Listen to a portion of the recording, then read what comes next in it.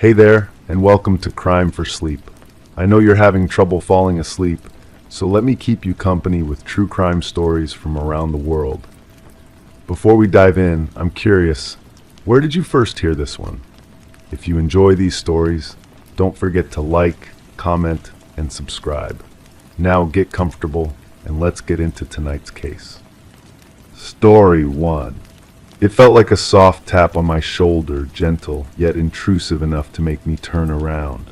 I stopped in the middle of the room, the air thick with the stale fragrance of old paper and dust. It was that same tap, the faintest pressure that once made my heart race back in the place where walls whispered at night. I scanned the room, eyes catching on the worn armchair and the closed window. Nothing should have moved, but my skin tingled with an odd recognition. It shouldn't have happened here.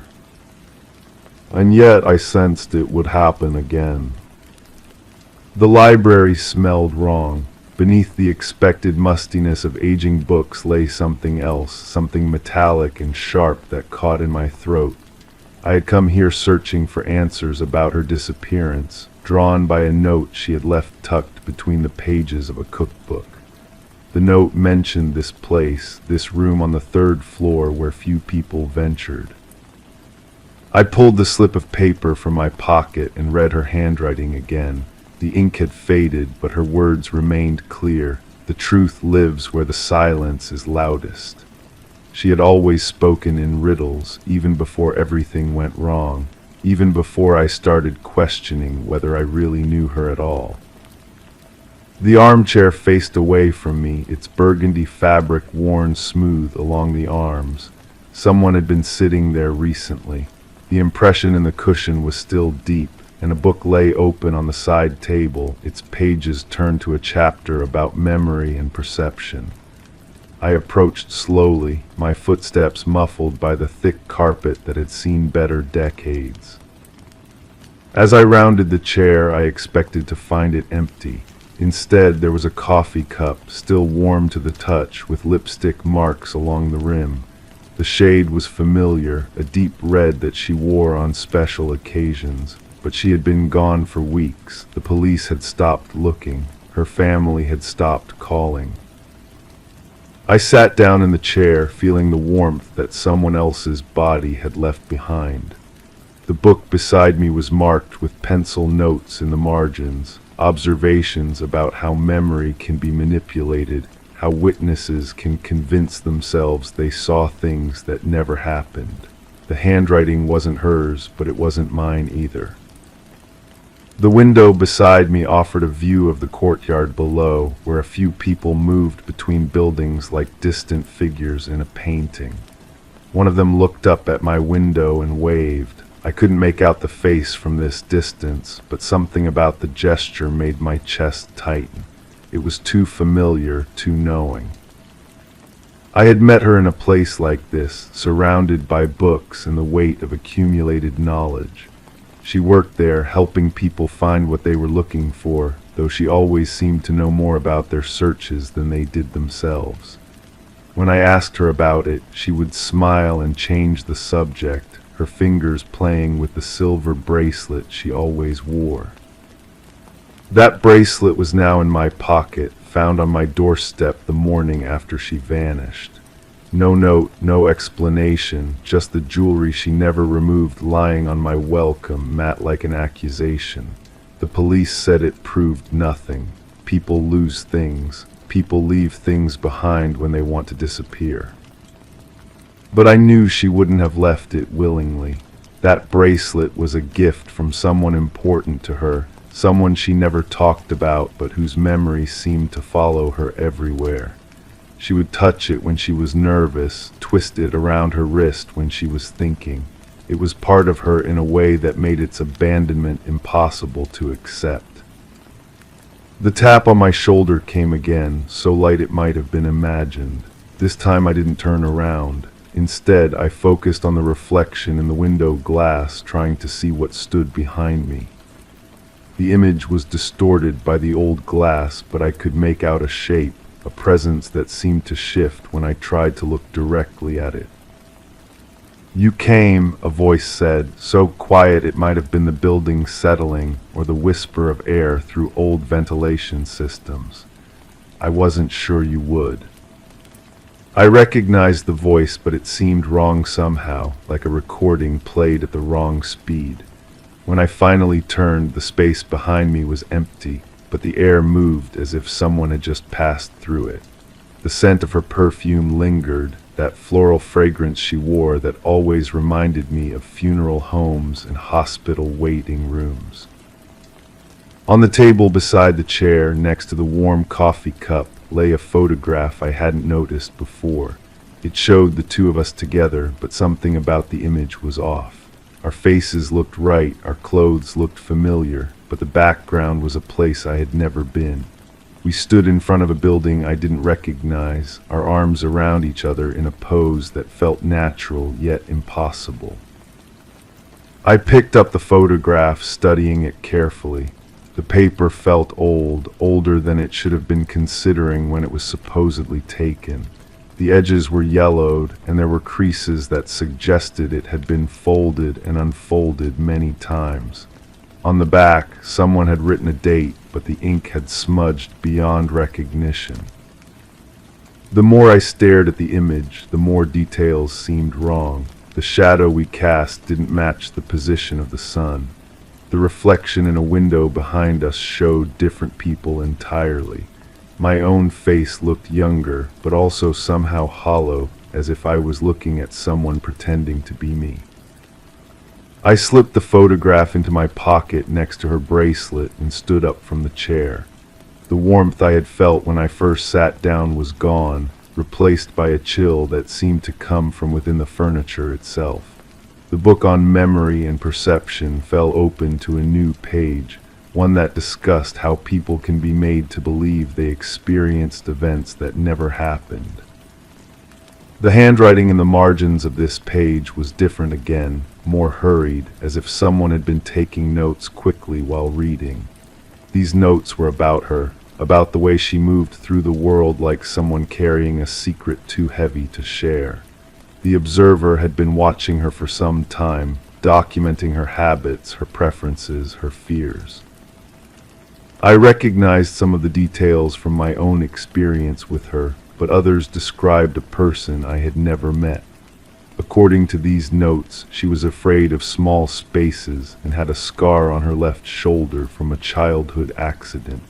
But I had seen her comfortable in elevators and closets, and I had never noticed any scar during our time together. Either someone else knew a different version of her, or I had been seeing only what I was meant to see. The possibility that she had been performing our entire relationship sat in my stomach like a stone. Every conversation, every moment of intimacy, every shared laugh could have been calculated, designed to achieve some purpose I couldn't understand. The tap on my shoulder came a third time, but now it felt different, less gentle, more insistent. When I turned, I saw her standing by the window, her back to me, wearing the same dress she had worn the last time I saw her. The light from outside seemed to pass through her rather than illuminate her, creating an effect that made my eyes water when I tried to focus. "You found my note," she said without turning around. Her voice carried the same wrongness I had heard before, like an echo that arrived before the original sound. "I hoped you would understand what it meant." "I don't understand anything," I said, surprised by how normal my own voice sounded. "Where have you been? Everyone thinks you're dead." She laughed, a sound like glass breaking in reverse. Dead is such a definitive word. I prefer to think of it as relocated, repositioned, rearranged. When she finally turned to face me, her features seemed to shift in the light. Sometimes she looked exactly as I remembered her, beautiful and mysterious and slightly sad. Other times her face belonged to someone else entirely, someone I might have passed on the street without recognition. The effect was subtle but persistent, like trying to remember a dream that keeps changing each time you recall it. "The bracelet," she said, extending her hand. I'd like it back now. I reached into my pocket and felt the silver chain against my fingers. It was warm, warmer than it should have been from my body heat alone. When I pulled it out, the metal seemed to pulse with its own rhythm, like a tiny heartbeat trapped in jewelry. "Why did you leave it for me?" I asked, holding it just out of her reach. "Why disappear without explanation?" "I didn't disappear," she said, stepping closer. "I've been here the whole time. You just weren't looking in the right places." As she moved toward me, I noticed that her feet made no sound on the carpet. The floorboards didn't creak. The air didn't stir around her passage. She existed in the space without affecting it, like a projection cast by some invisible source. "The photograph," I said, pulling it from my pocket with my free hand. "When was this taken? I don't remember being in that place." She glanced at the image and smiled, but the expression didn't reach her eyes. Memory is such an unreliable narrator. You were there, we both were. The question isn't when it happened, but why you've chosen to forget. I looked at the photograph again, and this time I noticed something new. In the background, barely visible behind a tree, stood a figure watching us. The face was too distant to make out clearly, but something about the posture was familiar. The way the shoulders held tension, the slight forward lean of someone listening carefully to a conversation they weren't meant to hear. "Who is that?" I asked, pointing to the figure who was watching us. She took another step closer, close enough that I should have been able to feel her breath, but the air around me remained still. The same person who's been watching us all along. The same person who brought you here, who left the coffee cup warm, who whispered your name in the hallway when you thought you were alone. The realization crept over me slowly, like cold water rising. The handwriting in the book margins, the notes about her habits and fears, the detailed observations of someone who had been studying her from a distance. I thought about all the times I had felt watched, all the moments when I had turned around expecting to see someone who was never there. "It was you," I said, though the words felt wrong even as I spoke them. "You were watching yourself, documenting yourself, but why?" She reached out and touched my face, her fingers cold as winter glass, because I needed to remember who I was supposed to be, because sometimes the only way to become someone is to observe them so carefully that you forget where they end and you begin. The room around us seemed to shift, the walls breathing like living things. The books on the shelves rearranged themselves, their spines turning to face away from us as if refusing to witness what was happening. The windows showed a different view now, a courtyard filled with people who all had her face, all wearing the same red lipstick, all looking up at our window with identical expressions of patient waiting. I dropped the photograph and the bracelet, backing away from her until I hit the wall behind me. The impact was solid, real, but everything else in the room felt like it was dissolving at the edges. She remained perfectly still, watching me with eyes that held too much knowledge, too much sadness, too much understanding of things I couldn't grasp. "The truth lives where the silence is loudest," I whispered, repeating the words from her note. "What does that mean?" "It means," she said, her voice now coming from multiple directions at once, "that some disappearances aren't about leaving. They're about finally becoming visible to the people who never really saw you in the first place." The tap on my shoulder came one final time, but now I understood it wasn't her touch I had been feeling. It was my own hand, reaching across some impossible distance to make contact with a version of myself that had been watching, waiting, documenting everything from the shadows of my own awareness. I turned around and found myself face to face with my own reflection, but the image in the mirror showed someone I barely recognized. Someone who had been taking notes, leaving photographs, warming coffee cups in empty rooms. Someone who had been so desperate to understand her disappearance that they had begun to disappear themselves, one observed moment at a time. The library was empty now, had always been empty. The coffee cup was cold, had never been warm. The photograph showed only me, standing alone in a place I had never been, pretending to embrace someone who existed only in the careful documentation of my own longing.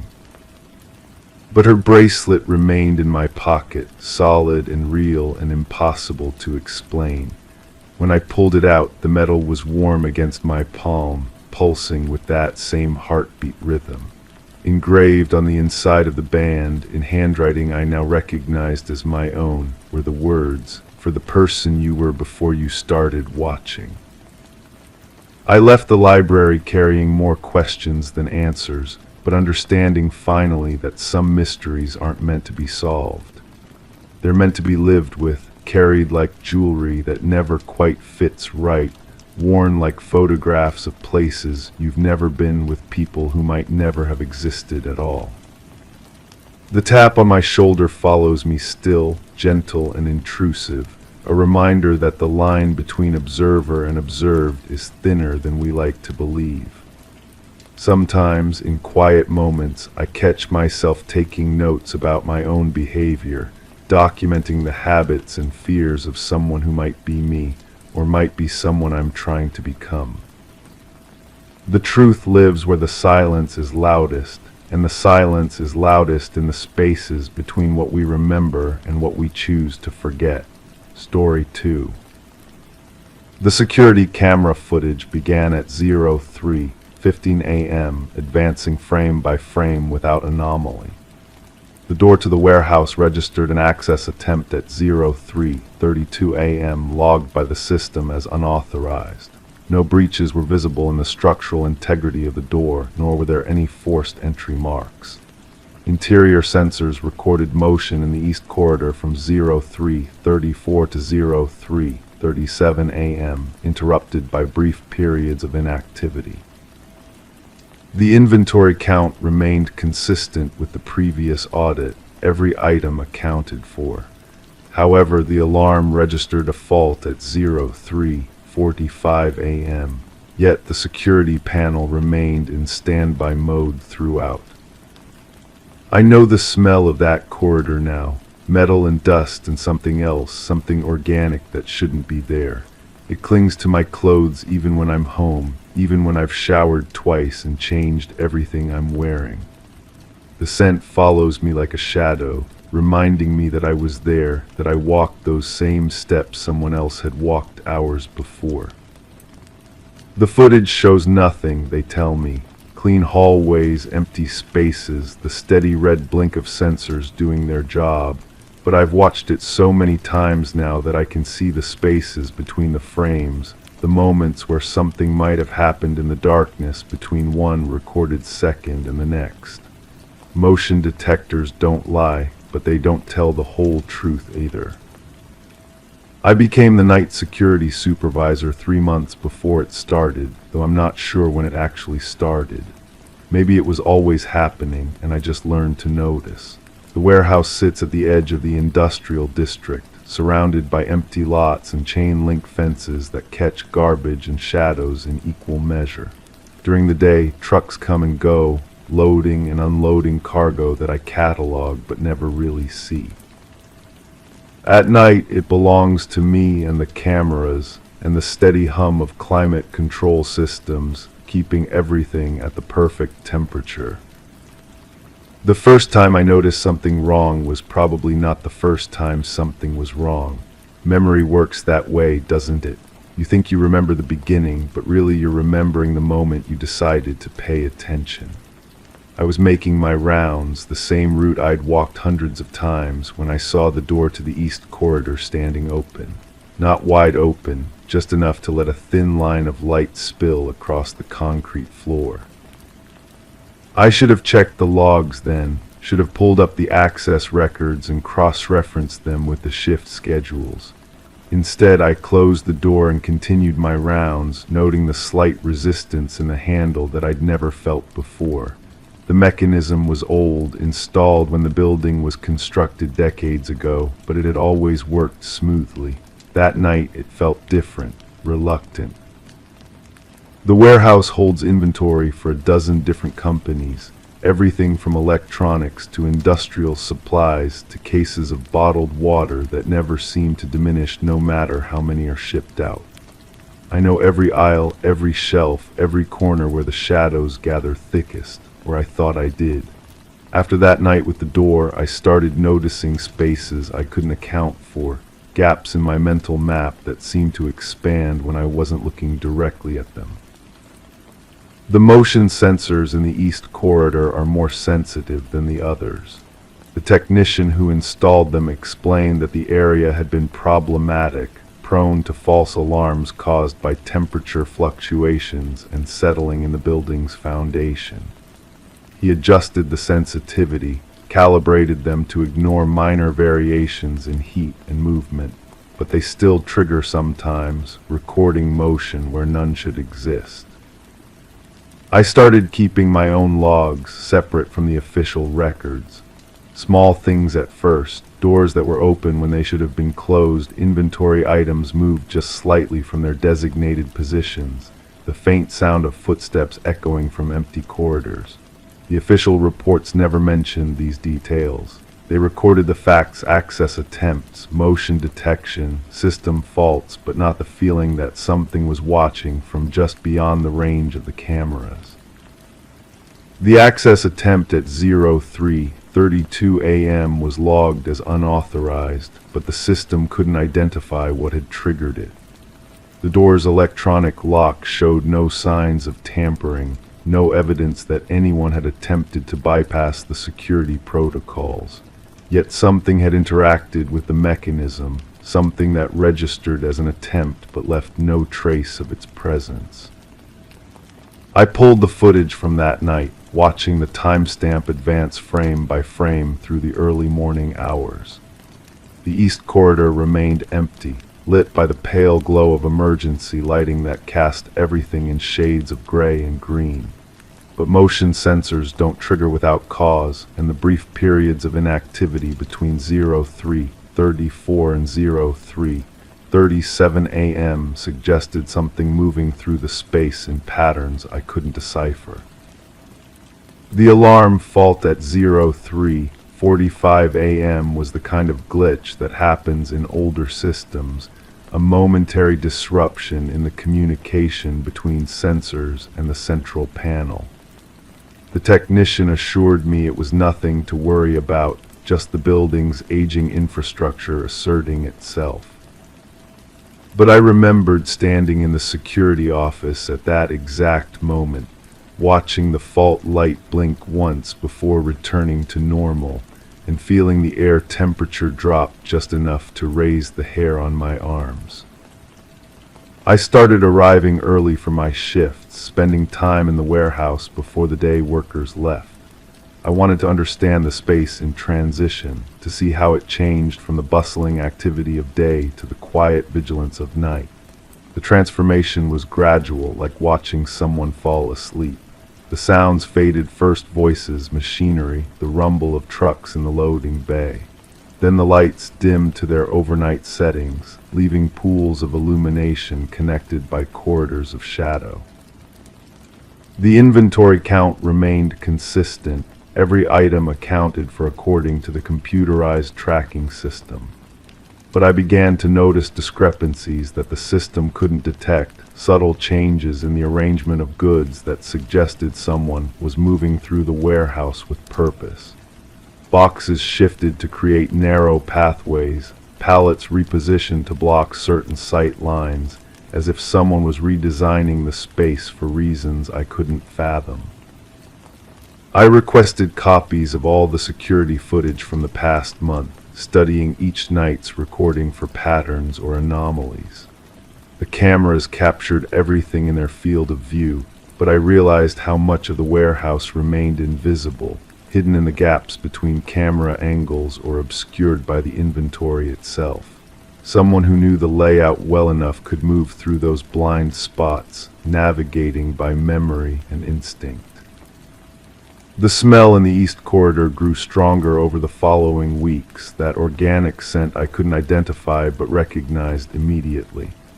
It wasn't unpleasant exactly, but it didn't belong in a space that should smell only of concrete and metal and the faint chemical tang of cleaning supplies. I mentioned it to the day shift supervisor, but he just shrugged and suggested checking the ventilation system. The ventilation system was fine. The building maintenance crew found nothing wrong with the air circulation, no blocked filters or malfunctioning fans. But the smell persisted, strongest near the door that had been standing open that first night. I started carrying a small notebook, recording my observations in handwriting that grew increasingly illegible as the weeks passed and my certainty about what I was experiencing began to erode.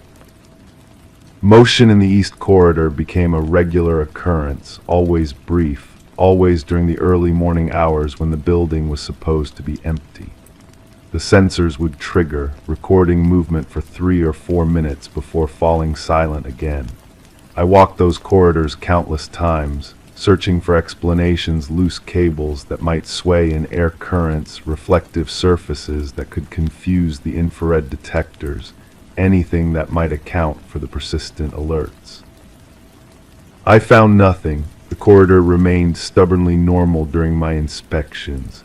Just another section of the warehouse with concrete floors and metal shelving units, holding boxes of merchandise that someone would eventually ship to customers who would never know about the motion sensors or the unauthorized access attempts or the smell that seemed to intensify whenever I wasn't actively thinking about it.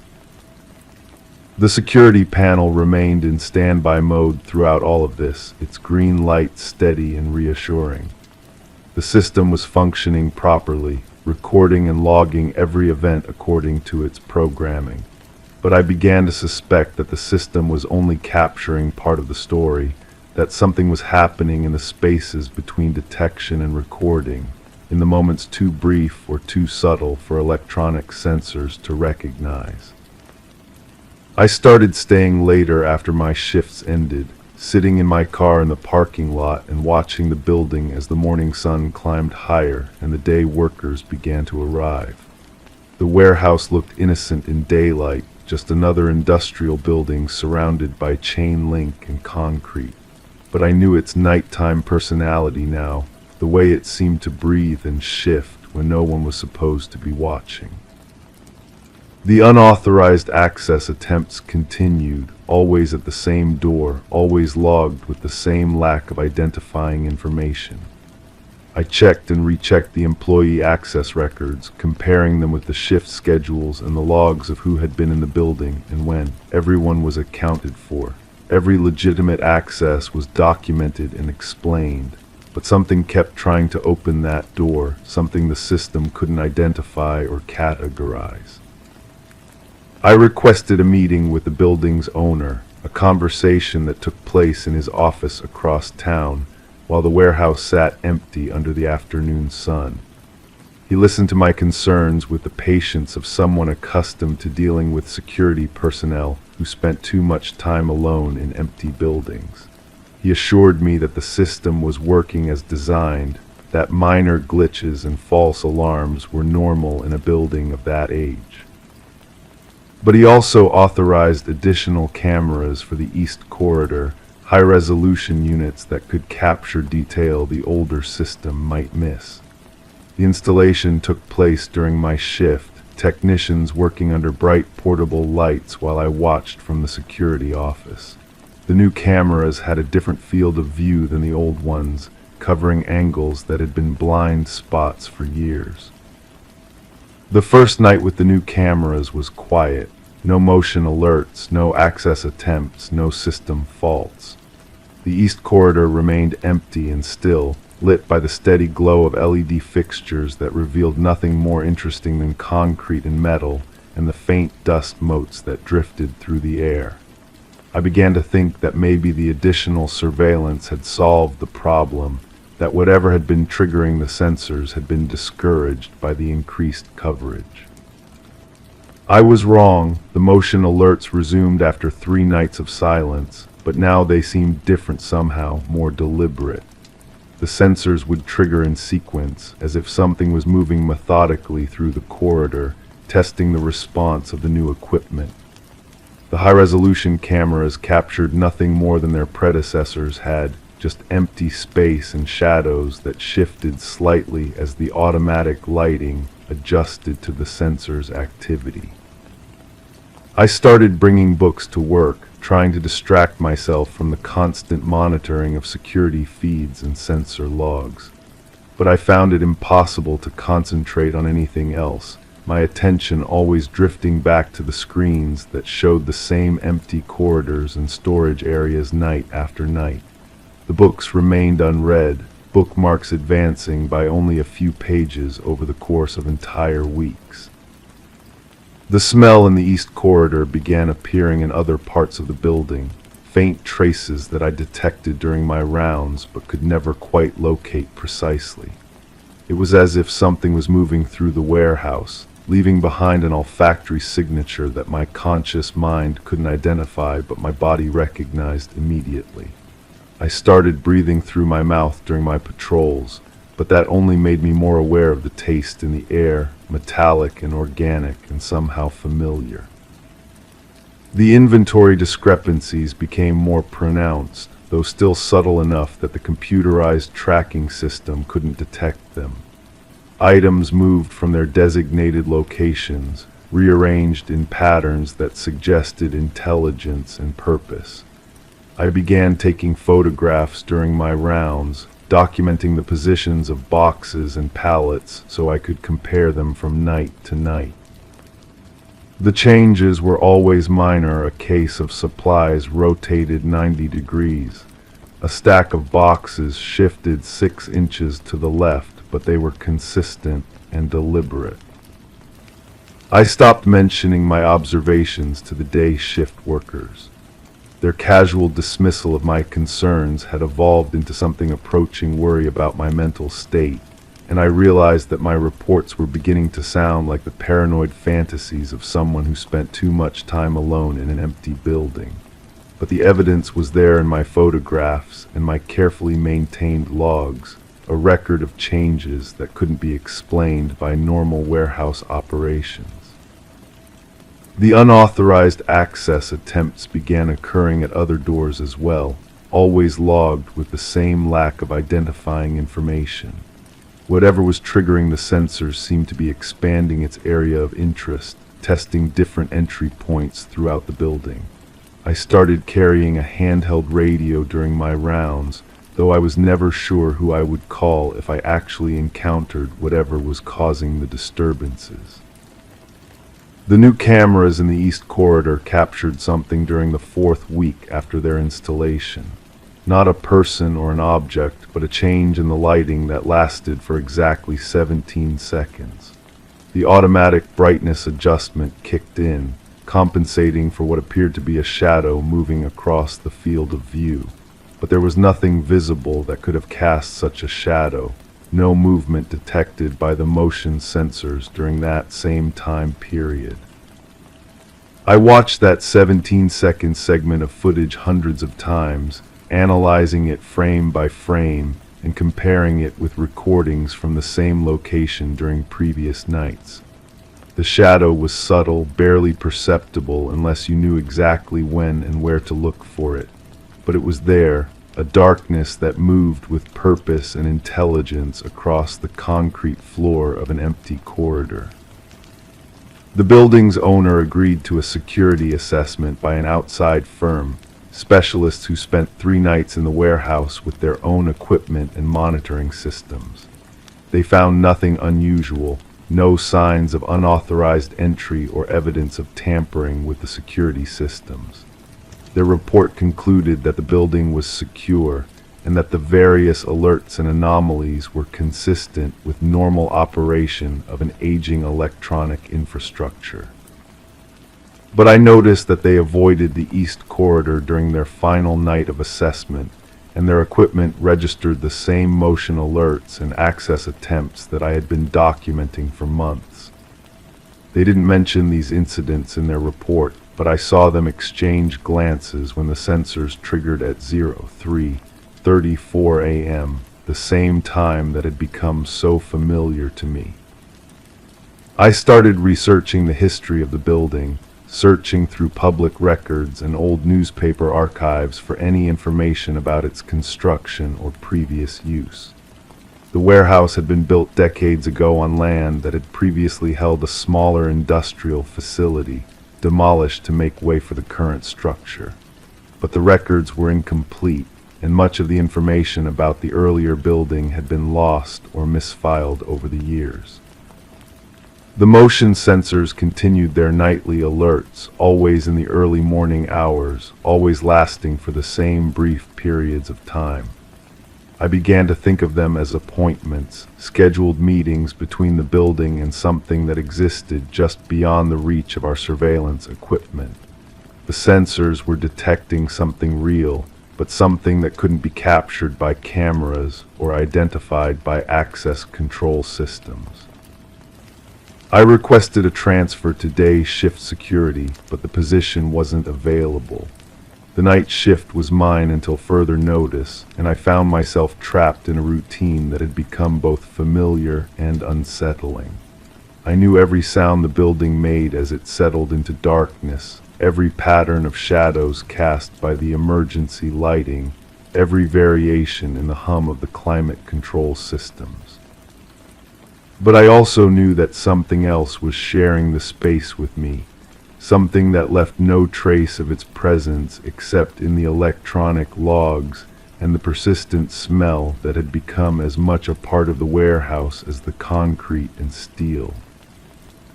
The inventory count remained consistent through all of this, every item accounted for according to the computerized system.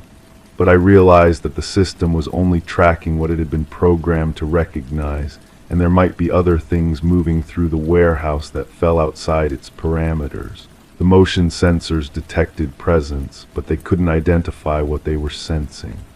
The access control system logged attempts, but it couldn't determine what was making them.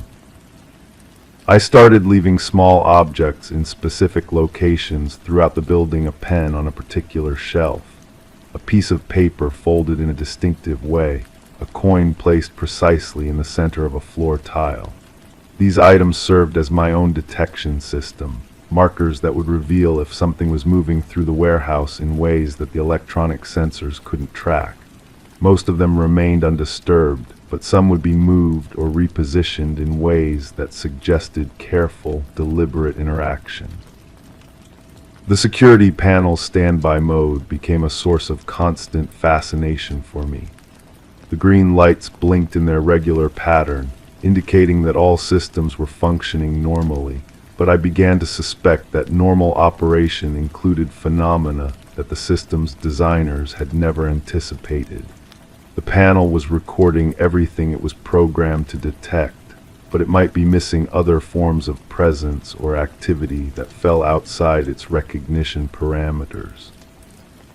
I brought a digital thermometer to work, taking temperature readings throughout the building during my rounds. The climate control system maintained consistent conditions in most areas, but I found cold spots that seemed to move from night to night, always subtle but always present. The east corridor was particularly prone to these temperature variations, drops of just a few degrees that coincided with the motion sensor alerts. The unauthorized access attempts became more frequent, occurring at multiple doors throughout the building during each shift. The pattern suggested something systematically testing the building's security, learning the response times and detection capabilities of each system. But there was never any evidence of actual entry, no indication that whatever was triggering the sensors had any interest in actually entering the building. I realized that it might already be inside. The thought came to me during a routine patrol as I walked through the east corridor and caught that familiar organic scent. The motion sensors had been detecting movement for months, but I had always assumed that something was trying to get in.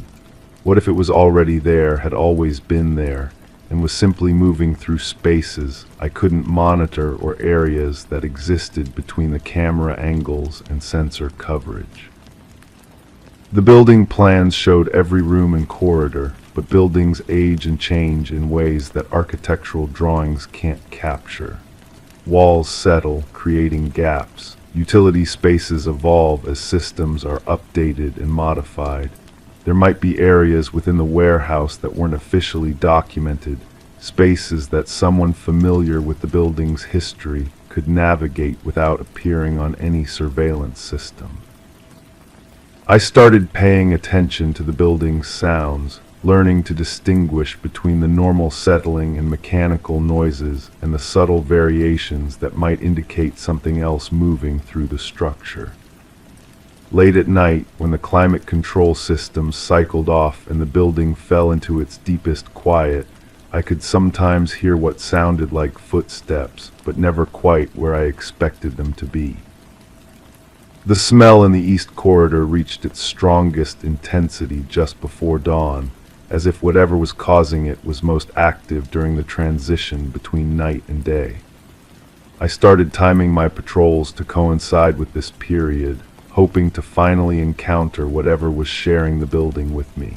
But the corridors remained empty during my visits, showing no signs of recent activity except for the lingering scent that had become so familiar. The security camera footage from that night shows me walking through empty hallways, checking doors and examining storage areas that contain nothing but the inventory they're supposed to hold. But I remember feeling watched during those patrols, aware of a presence that stayed just beyond the range of my perception.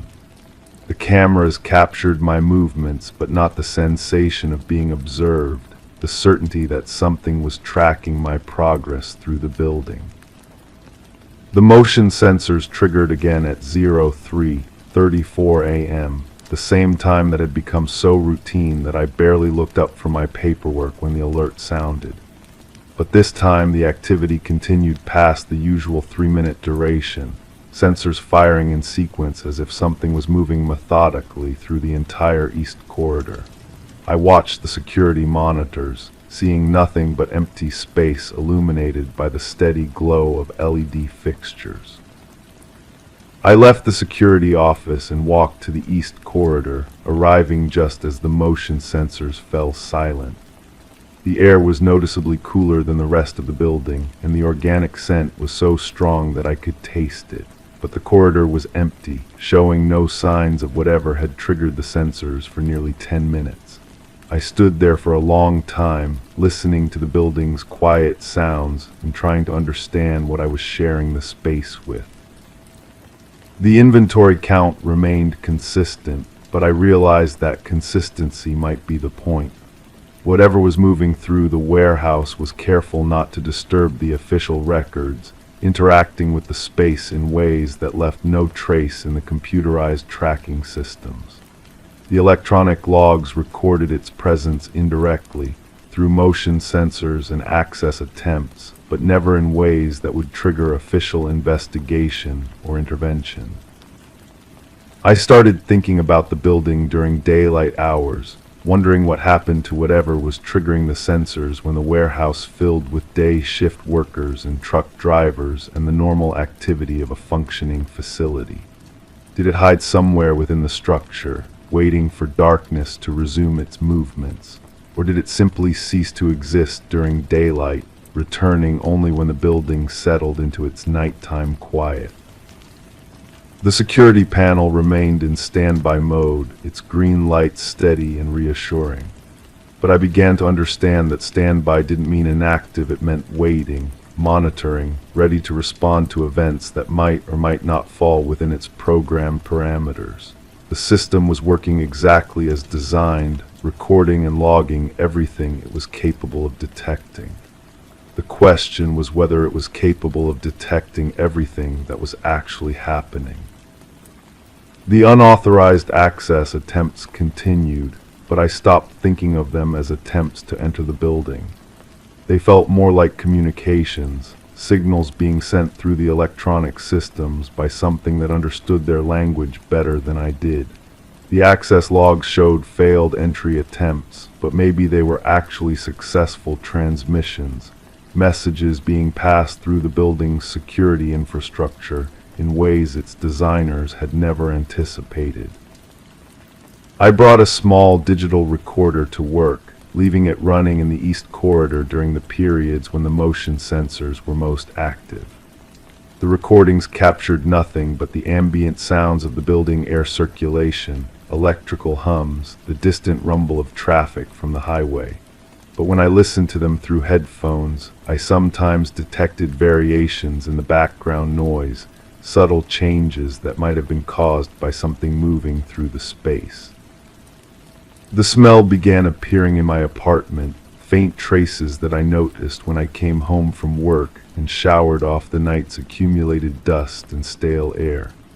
At first, I thought I was carrying it with me on my clothes or in my hair, but it persisted even after I changed and washed, a familiar organic scent that seemed to have followed me home from the warehouse. I started taking different routes to and from work, varying my schedule and parking in different locations.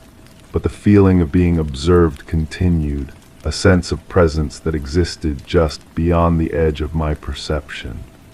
I found myself checking my rearview mirror more frequently, scanning parking lots and building entrances for signs of surveillance that I never quite detected. The building's owner called to check on the security situation, asking if the additional cameras had resolved the issues I had been reporting. I told him that the alerts were continuing, but that I hadn't been able to identify their cause. He suggested that maybe it was time to consider a different approach, perhaps upgrading to a newer security system that might be more reliable than the current aging infrastructure. But I realized that a newer system might not detect what the current one was recording.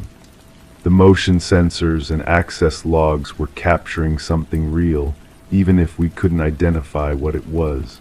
A more sophisticated system might filter out the anomalies as false positives, eliminating the only evidence we had of whatever was sharing the warehouse with us.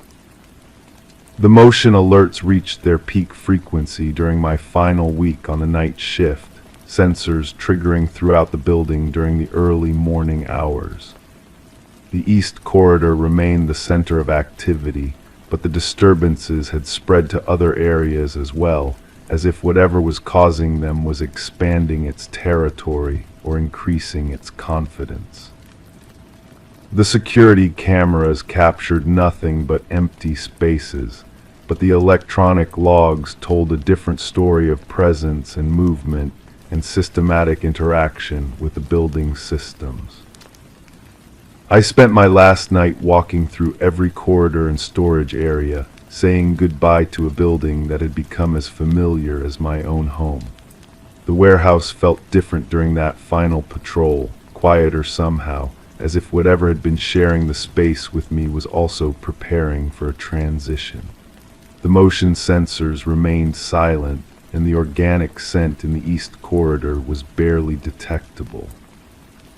The security panel's green lights blinked in their steady pattern, indicating that all systems were functioning normally.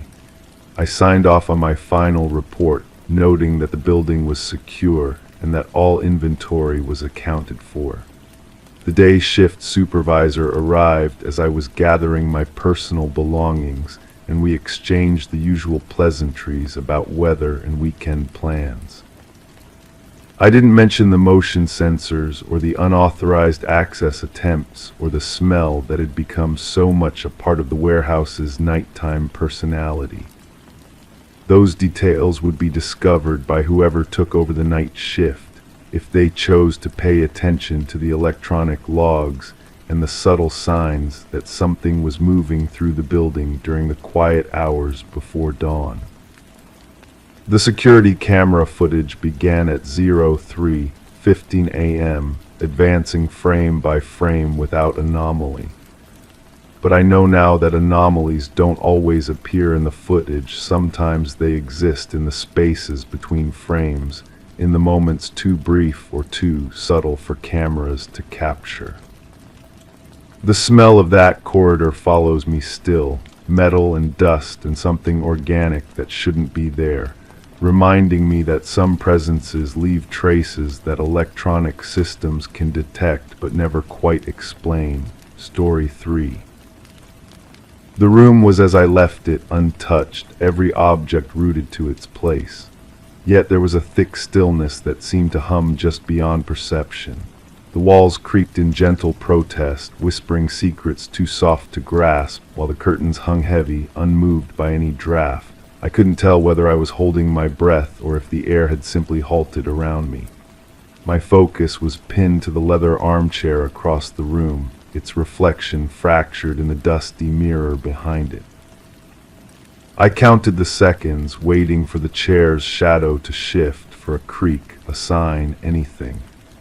Then a single fold in the draped curtain quivered, and I realized what I had missed all along: there was no wind. The realization came slowly, like water seeping through fabric. I had been watching this room for weeks, maybe months, waiting for something I couldn't name.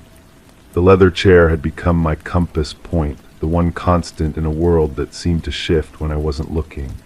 But now, standing here in this suffocating quiet, I understood that the movement I'd been seeking had been there all along, disguised as stillness. I remember when the suspicion first took root.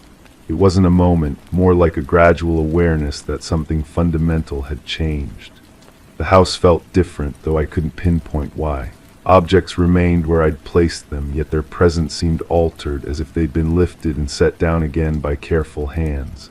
The coffee cup on the kitchen counter, the book left open on the table, the way my jacket hung on the back of the door, all exactly as I'd left them, yet somehow wrong. The leather chair had been the first thing I noticed, not because it had moved, but because it hadn't.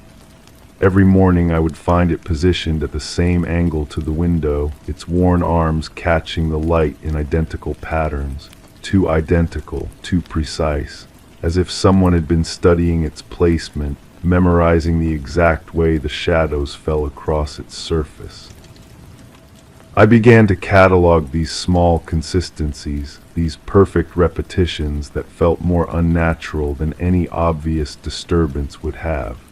The way the curtains hung in identical folds each morning, the precise angle of the lamp beside the chair, the dust patterns on the mirror that never seemed to accumulate or diminish, frozen in their scattered constellations. My attention became consumed by these details. I would spend hours studying the room from different angles, photographing corners and surfaces, searching for variations that might reveal the truth I sensed lurking beneath the surface. The photographs told me nothing. Each image captured the same sterile perfection, the same careful arrangement that spoke of invisible hands maintaining an elaborate facade. But facades require maintenance, and maintenance leaves traces. I began to notice the absence of natural decay, the way dust seemed to settle in patterns too neat for chance. The leather chair never developed new creases despite its apparent use. The curtains never gathered additional wrinkles. The mirror reflected the same fractured image of the chair, its surface unmarked by fingerprints or breath. Someone was coming here, someone was preserving this space with meticulous care, ensuring that nothing appeared disturbed while everything remained under constant manipulation. The thought should have frightened me, but instead it brought a strange comfort. At least I wasn't losing my mind. At least there was an explanation for the wrongness I felt. I started leaving small tests, a hair placed across a doorframe, a piece of paper positioned at a specific angle, tiny disturbances that would reveal movement without appearing intentional. Each morning I would check these markers, and each morning I would find them undisturbed, yet the feeling of wrongness persisted, growing stronger with each passing day. The leather chair became my focal point, my anchor in this sea of careful deception. I would sit in it for hours, feeling the worn leather against my skin, trying to detect any foreign warmth that might linger from another's presence. The chair held its secrets well, offering no confession beyond its too perfect positioning. I began to question my own memory. Had I really left the room exactly as I found it each morning? Was my recollection of object placement reliable, or was I creating patterns where none existed? The uncertainty gnawed at me, but it also sharpened my focus. I became more observant, more attuned to the subtle rhythms of the space. The mirror behind the chair showed me things I might have missed otherwise. In its dusty surface, I could see the entire room reflected back at an angle that revealed corners and shadows invisible from any direct vantage point. I spent hours studying this reflected world, searching for inconsistencies between reality and reflection. That's when I noticed the curtains, not their positioning, which remained constant, but their substance. In the mirror, they appeared to move with a subtle rhythm, a gentle swaying that was invisible when viewed directly. The reflection showed what the eye couldn't see: the presence of air currents that shouldn't exist in this sealed space. I approached the curtains with new interest, running my hands along their heavy fabric, feeling for drafts or hidden openings. The material was thick and lined, designed to block both light and air. Yet somehow, somewhere, air was moving through this room, creating currents too subtle for direct observation but visible in the mirror's honest reflection. The discovery changed everything. If air was moving, then the space wasn't as sealed as it appeared. If the space wasn't sealed, then access was possible. If access was possible, then my suspicions had foundation. Someone was indeed coming here, moving through hidden passages or openings I hadn't detected. But knowing this brought no relief, only deeper questions. Why maintain this elaborate deception? Why preserve the room in this state of false, undisturbed perfection? What purpose did this careful maintenance serve, and who was dedicated enough to perform it with such meticulous attention? I began to watch from outside, positioning myself where I could observe the house without being seen. Hours passed in patient surveillance, but no one came or went through any visible entrance. The house remained as still and silent as ever, offering no clues to the mystery of its secret visitor. Yet inside, the subtle movements continued. The curtains swayed in their invisible breeze. The leather chair maintained its perfect positioning. The mirror reflected a world where air moved and shadows shifted in ways that defied the apparent stillness of the room. I started to wonder if the visitor was still there, hidden within the space itself, waiting for me to leave before emerging to continue their careful work. The thought made my skin crawl, but it also made sense. The movements were too regular, too consistent to be the work of someone who came and went. This felt like the presence of someone who never left.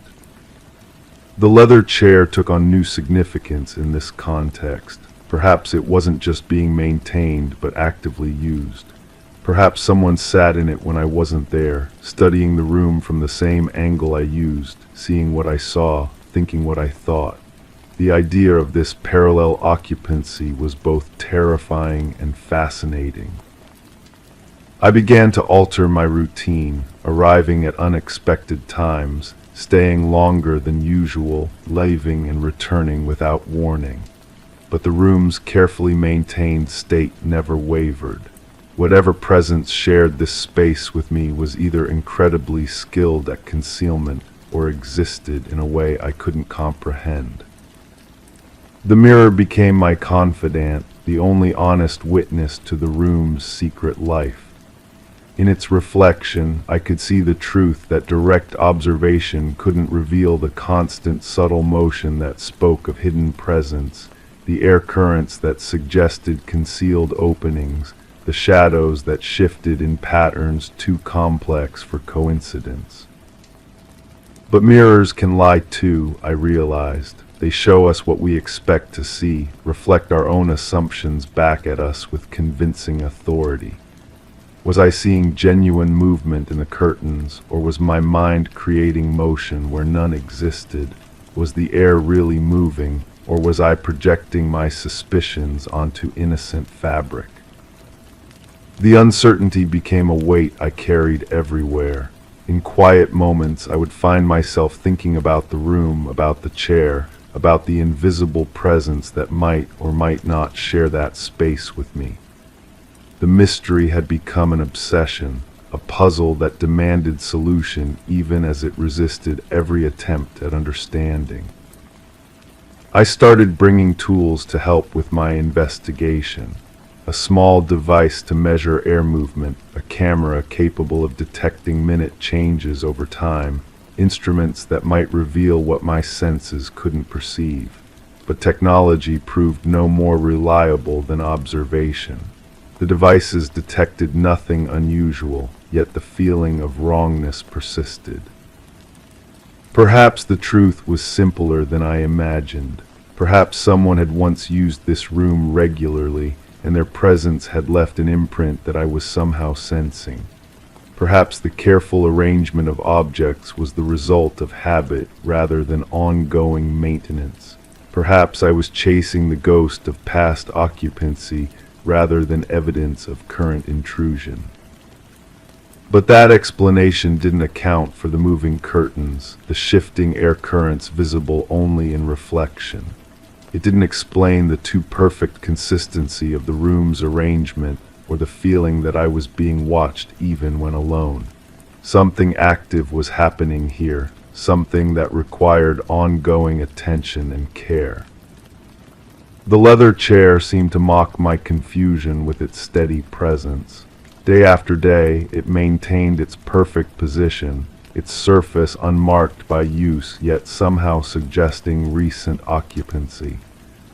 I began to resent its smugness, its refusal to reveal the secrets it surely held. I decided to stay overnight, to maintain vigil through the dark hours when the mysterious presence might feel safe to emerge. I positioned myself where I could observe both the chair and its reflection, ready to catch any movement that might reveal the truth. The night passed slowly, filled with small sounds that might have been settling wood or careful footsteps, shadows that could have been moonlight or moving figures. I watched the curtains for any telltale movement, studied the chair for signs of occupancy, monitored the mirror for revelations that never came. As dawn approached, exhaustion began to cloud my perception. The room seemed to shimmer at the edges of my vision, reality becoming fluid and uncertain. The chair appeared to shift slightly, the curtains to sway more noticeably, the mirror to show movement that might have been real or imagined. In that liminal space between sleep and waking, I thought I saw the truth. A figure in the chair, transparent as morning mist, watching me with eyes that held no malice, only sadness. A presence that belonged to this room more than I did, that had been here longer and would remain after I left. But when full consciousness returned, the room was empty as always. The chair sat unoccupied, the curtains hung still, the mirror reflected only what was there to be seen. Yet something had changed. The air felt different, charged with acknowledgement, as if a secret had finally been shared. I understood then that some mysteries aren't meant to be solved, only experienced. The presence in this room, whether real or imagined, had become part of me. The careful maintenance of objects, the invisible air currents, the perfect positioning of furniture, these were no longer puzzles to be solved, but realities to be accepted. The leather chair and I had reached an understanding. We were both fixtures in this space, both subjects of the same careful attention that preserved us in our proper places. The mirror showed us to ourselves and to whatever presence shared our vigil, reflecting our patience and our purpose back into the room's endless quiet. I stopped trying to catch the visitor, stopped setting traps and conducting surveillance. Instead, I began to appreciate the artistry of their work, the dedication required to maintain such perfect consistency. Someone cared about this room enough to preserve it exactly as it should be, and that care had become something beautiful in its precision. The curtains still moved in their invisible breeze, visible only in reflection. The chair maintained its perfect angle to the window. The mirror continued to show me truths I couldn't see directly, but now these mysteries felt like gifts rather than torments, secrets shared rather than withheld. I realized I had been asking the wrong questions. Instead of who was coming here and why, I should have been asking what this room meant, what it represented to someone who cared for it so carefully. The answer wasn't in the evidence of intrusion, but in the evidence of love, the meticulous attention that kept everything exactly as it should be. The room was as I left it, untouched, every object rooted to its place. Yet now I understood the thick stillness that hummed just beyond perception, recognized the whispered secrets in the wall's gentle protest. The curtains hung heavy with the weight of careful preservation, and I no longer held my breath waiting for change. My focus remained pinned to the leather armchair, but now I saw it as a throne of memory rather than a puzzle to be solved. In the dusty mirror behind it, our reflections merged mine and that of the invisible presence who shared this sacred space. I no longer counted seconds or waited for shadows to shift. The single fold in the draped curtain quivered as it always had, and I smiled at what I had finally understood. There was no wind, but there was love, and love moves all things in ways too subtle for the eye to see. Story 4. I stood motionless in the dimly lit room, aware of an uncomfortable stillness that clung to the air like a dense fog. The soft rustle of curtains, disturbed by a breeze that never touched my skin, was the only sound. The room was familiar yet foreign, every corner shadowed just beyond recognition. My gaze fell upon the doorway. It appeared unchanged, yet not quite as remembered. The frame seemed wider, as if expecting something or someone larger to pass through. I waited, the silence pressing down with an oppressive weight, until I realized the shadows within the room had grown darker, yet the time of day hadn't changed. But I knew what had happened here. I'd always known. The woman had died in this room 3 months ago. Natural causes, they said, heart failure brought on by stress and poor health. She'd been alone when it happened, slumped in that burgundy armchair by the window, the one with the worn velvet arms where her fingers had traced patterns for years. The coroner's report was clear. The family doctor nodded with sad certainty. Even the neighbors agreed it made sense. She'd been frail, anxious, living on borrowed time. I was her caregiver, had been for almost 2 years. I knew her routines better than anyone. Morning tea at 7 sharp, always in the blue china cup with the hairline crack.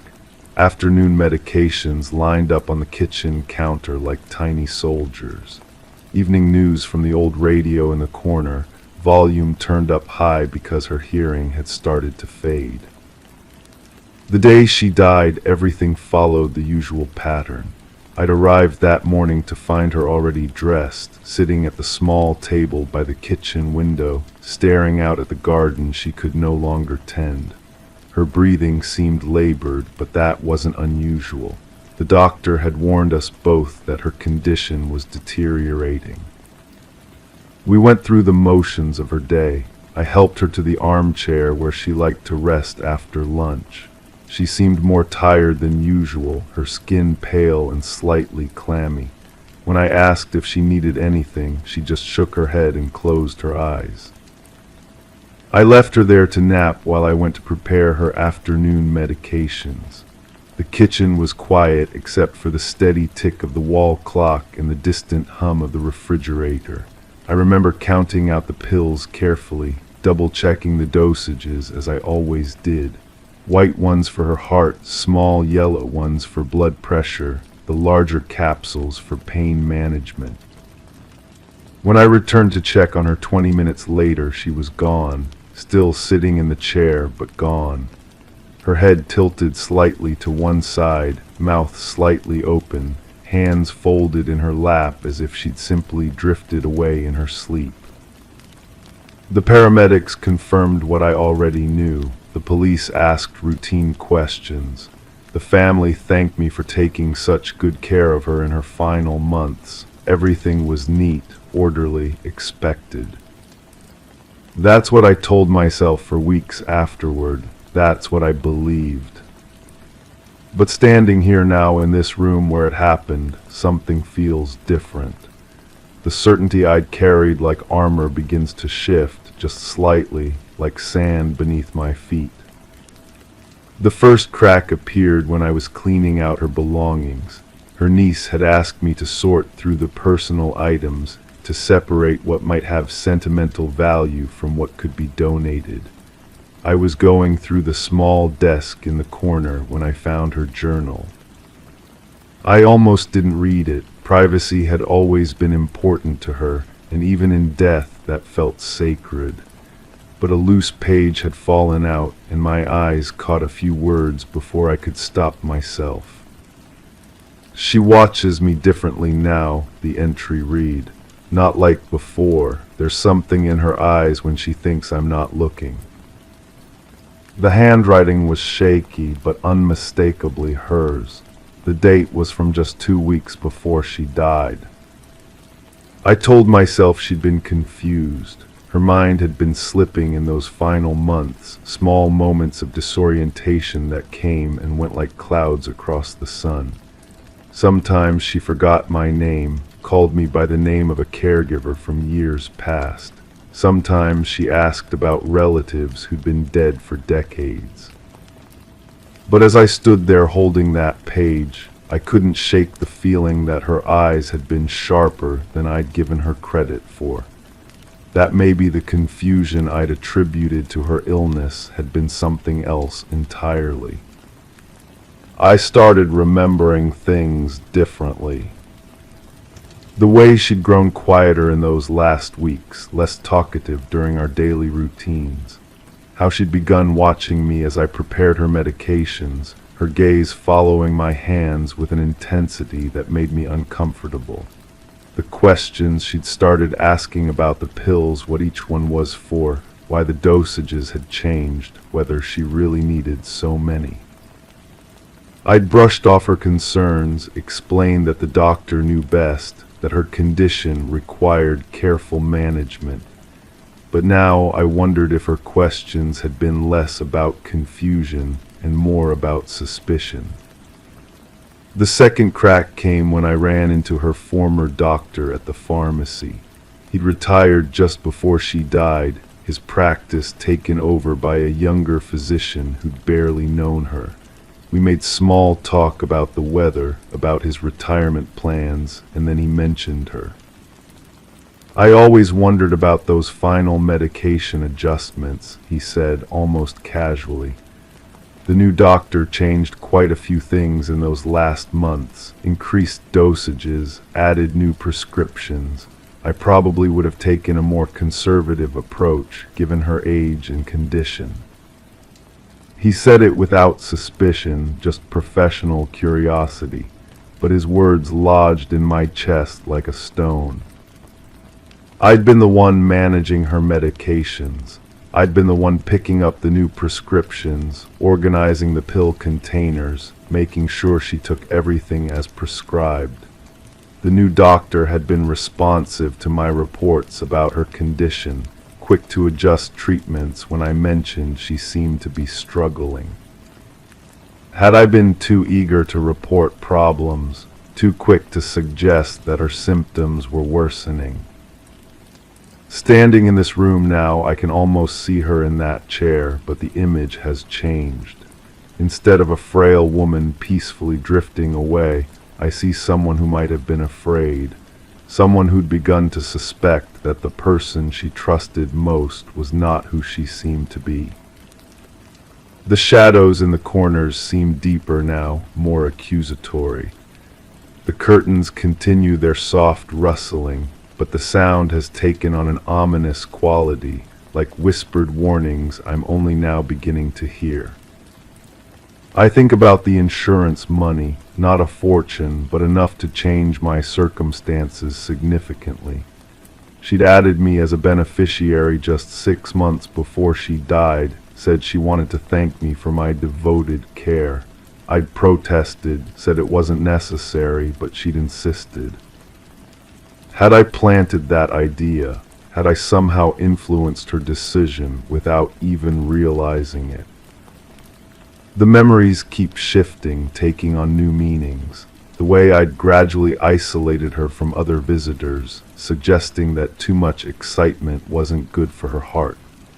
How I'd become her primary connection to the outside world, filtering information, managing her relationships with family members who lived far away. I'd told myself I was protecting her, but now I wonder if I was protecting something else entirely. The room seems to be closing in around me, the walls pressing closer with each revelation. That doorway, which had seemed wider somehow, now feels like an exit I'm not sure I deserve to use. Because the most disturbing realization isn't about what I might have done deliberately. It's about what I might have done without conscious intent, driven by needs and desires I never acknowledged, even to myself. The woman in the chair trusted me completely. She depended on me for everything: her meals, her medications, her connection to the world beyond these walls. That kind of power is intoxicating, even when you don't recognize it as power. Did I enjoy being needed that much? Did I gradually increase her dependence on me, making myself indispensable while slowly eroding her autonomy? The line between caring for someone and controlling them is thinner than I'd ever imagined. And the line between helping someone die peacefully and helping them die might be thinner still.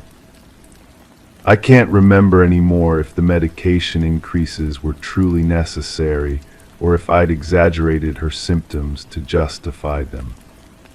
I can't recall if her growing frailty was natural progression or the result of treatments that were slowly overwhelming her already compromised system.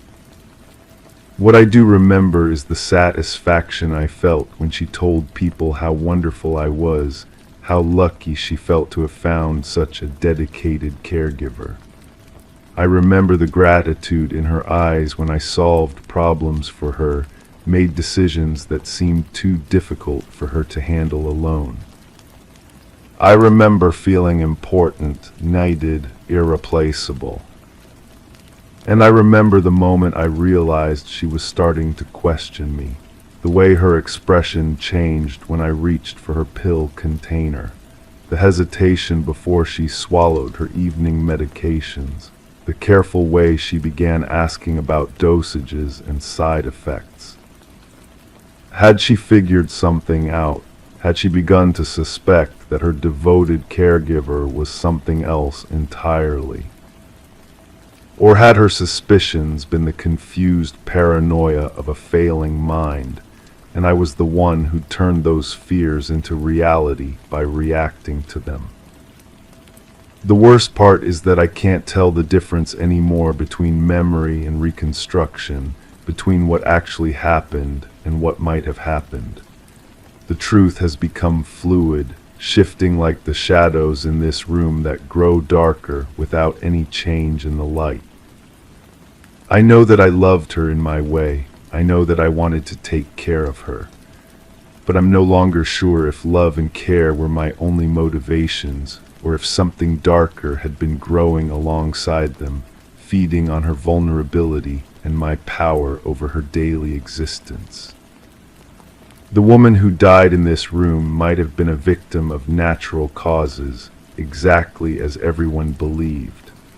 Or she might have been a victim of something more insidious, a slow erosion of her health and autonomy by someone who convinced themselves they were helping. The most terrifying possibility is that I might never know which version is true, that the person I need to suspect most is myself, and the evidence I need to examine most carefully exists only in the unreliable territory of my own motivations and memories. As I stand here in this room where she died, surrounded by shadows that seem to grow darker with each passing moment, I realize that the investigation I thought was over has only just begun. And the person I'm investigating is the one person whose testimony I can never fully trust. The silence presses down around me, heavy with questions that have no clean answers. The curtains continue their soft, accusatory rustling, and I find myself wondering if the uncomfortable stillness in this room isn't just the aftermath of death, but the presence of truth itself, waiting patiently to be acknowledged. But truth, I'm beginning to understand, might be more complex and more damning than I ever imagined. And the person who needs to face it might be standing right here, in this dimly lit room, finally beginning to see herself clearly for the first time. Story 5. The latch clicked an echo of itself, but the door held firm against my push. I glanced at the clock, its hands shuffled uncertainly, like dancers unsure of their steps. The air felt thick, as if layered by forgotten conversations trapped between the walls. My fingers traced the familiar curve of the banister, yet the wood seemed to shiver beneath my touch. In the mirror, my reflection blinked a beat too late, and as I turned away, a sense of dissonance lingered like an unfinished chord. And then in the silence of the room, the window slid shut without a sound. I remember the first time I noticed the pattern. 3 soft taps against the kitchen window, always in the same rhythm, like someone testing the glass, checking its strength. I told myself it was branches, wind, the settling of old frames, but branches don't tap with such deliberate precision. The coffee cup sat exactly where I'd left it, but the ring of moisture beneath had shifted, just slightly, enough to catch the light differently when I returned from the bathroom. These are the details that accumulate, the small disruptions that whisper of presence where there should be none. She used to arrange the magazines in perfect fans across the table. I never understood the system, but I recognized the order. Now they lie scattered, their corners bent, their glossy faces reflecting nothing but my own confusion. When did I stop noticing her absence and start noticing these intrusions? The basement door stands ajar. I close it each night before bed, the same ritual I've maintained since childhood. Yet each morning, that sliver of darkness greets me like a knowing smile. The lock works perfectly. I've tested it dozens of times, turning the key until my fingers ache from the repetition. I found the photograph tucked inside a book I hadn't opened in months. The image showed our backyard, taken from an angle impossible from any window in the house. Someone had stood among the trees, patient and still, capturing the ordinary scene of me watering the garden. My face turned toward the camera as if I'd sensed the lens, but I have no memory of that moment. The neighbor mentioned seeing lights in my house while I was away visiting my sister. Warm yellow rectangles moving from room to room in a pattern that suggested familiarity. Someone who knew which floorboards creaked, which switches controlled which lamps. When I asked for more details, she grew vague, uncertain. Perhaps she'd been mistaken. There's a smell that comes and goes, something floral mixed with cigarette smoke. She never smoked, despised the habit with religious fervor. Yet the scent clings to certain corners of the house, strongest near the closet where her clothes still hang in neat, untouched rows. I've started leaving small tests. A hair across the doorframe, a coin balanced on the edge of a shelf, a book open to a specific page. Some remain undisturbed, others vanish entirely, as if my paranoia has become a game someone else enjoys playing. The police officer who took my statement had kind eyes but skeptical questions. No signs of forced entry, nothing missing, no evidence of actual intrusion. Just the persistent feeling that my space had been invaded, that invisible boundaries had been crossed. He suggested better locks, a security system, perhaps a conversation with someone trained in grief counseling.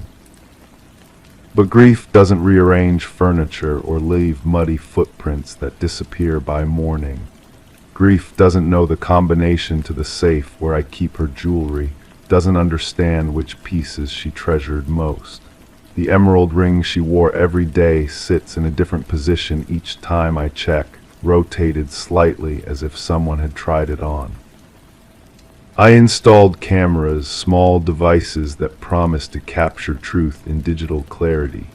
For weeks they recorded nothing but my own restless movements, my increasingly erratic sleep patterns, the way I've begun talking to empty rooms.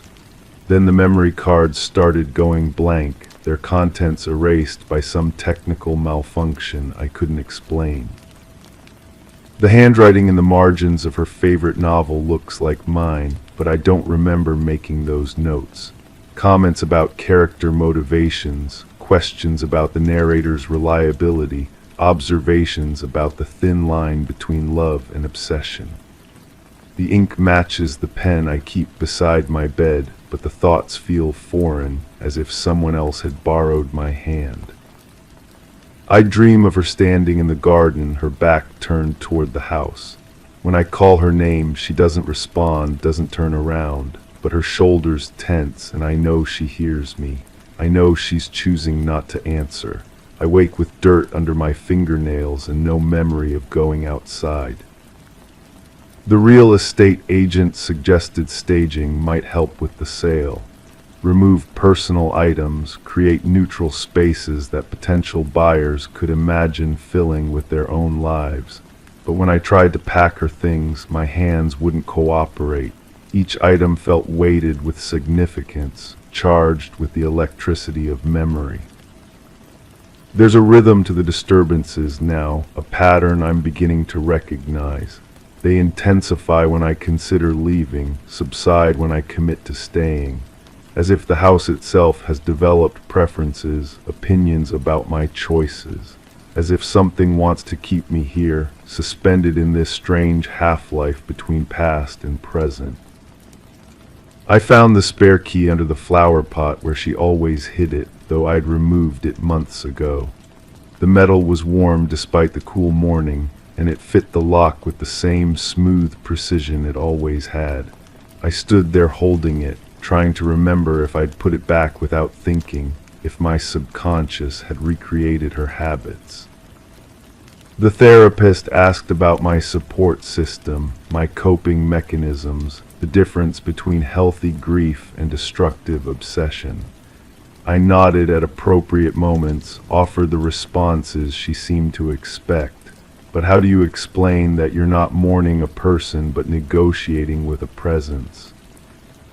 Sometimes I catch myself setting two places at the table, preparing portions for a dinner companion who won't arrive. The extra plate sits there until I remember, until reality reasserts itself with uncomfortable clarity. But the food on that plate always disappears, and I tell myself I must eat more than I realize. The windows fog from the inside now, even when the weather doesn't warrant it. Condensation forms patterns that almost look like writing, like messages spelled in water vapor. I wipe them clean, but they return within hours, the same shapes in the same locations. I've stopped telling people about the disturbances. Their concern has shifted from helpful to worried, their suggestions from practical to therapeutic. They speak in careful tones about stress and isolation, about the tricks an overwrought mind can play on itself. Maybe they're right. Maybe I've become unreliable, a narrator whose credibility has been compromised by loss. But unreliable doesn't mean wrong, and the evidence continues to accumulate, small violations of order that can't be explained by grief or wishful thinking. Someone is here, moving through my space with intimate knowledge of its rhythms. Someone who knows exactly how to remain just beyond the edge of proof. The basement doors open again, and this time I can hear something moving in the darkness below. Not footsteps exactly, but the soft whisper of fabric against stone, the careful breathing of someone trying not to be heard. I stand at the top of the stairs, my hand on the light switch, knowing that whatever I find down there will change everything. Or maybe I'll find nothing at all, just shadows and the echo of my own desperate need for answers. Maybe the real mystery isn't who's been in my house, but why I need so badly to believe that someone has been. Maybe the question isn't what I'm afraid of discovering, but what I'm afraid of losing if the disturbances stop. The floorboard creaks beneath my foot, the same sound I've heard echoing through empty rooms. And I realize that perhaps I've been both the hunter and the hunted, both the observer and the observed, circling through my own life like a ghost haunting its former home. The light switch clicks under my finger, but the bulb doesn't respond, and in the persistent darkness, I hear the soft sound of breathing that might be my own. Story 6. It wasn't unusual for the curtains to flutter slightly, even when the windows were closed. There was a certain comfort in the rhythm of the day, coffee brewed at 7, papers stacked neatly by 8, and the tap of rain against the glass by 9. It was just how things were. Sometimes there was a smudge on the window that shifted in the dim light as if something had been there and left no trace. I didn't clean the spots, they didn't bother me. The garden looked as it always did, though some footprints seemed deeper and the path less worn. I chose not to draw attention to it. At 10, I turned off the garden lights. I didn't lock the door. There wasn't any need. Whoever came back didn't need an invitation. The sound of coffee dripping, that's what I remember most clearly. The mechanical rhythm of it, like a heartbeat in the kitchen. But when I try to picture the kitchen itself, the details blur. Was the counter marble or wood? Were there dishes in the sink? I can smell the coffee, bitter and dark, but I can't remember drinking it. There was someone else there, I'm almost certain of this. The way shadows fell across the floor suggested movement beyond my own.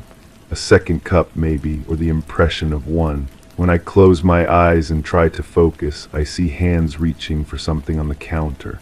Not my hands. The fingers were longer, the nails kept shorter than mine. You always did that, a voice says in my memory. But did what?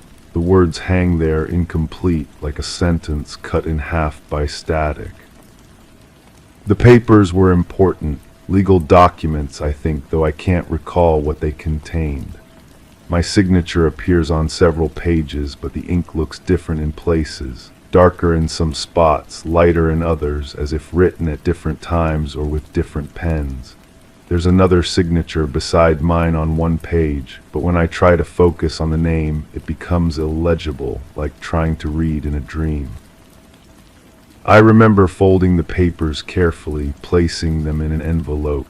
The envelope was manila, thick and official looking. But where did it go after that? The memory stops there, cuts off like a film reel snapping. The garden path was brick, I think, red brick worn smooth by weather and footsteps. But whose footsteps? Mine, certainly, but the pattern suggests someone else walked there regularly. Someone with a longer stride, someone who stepped more heavily on the left foot than the right. The impression of a slight limp, perhaps, or just a habit of favoring one side.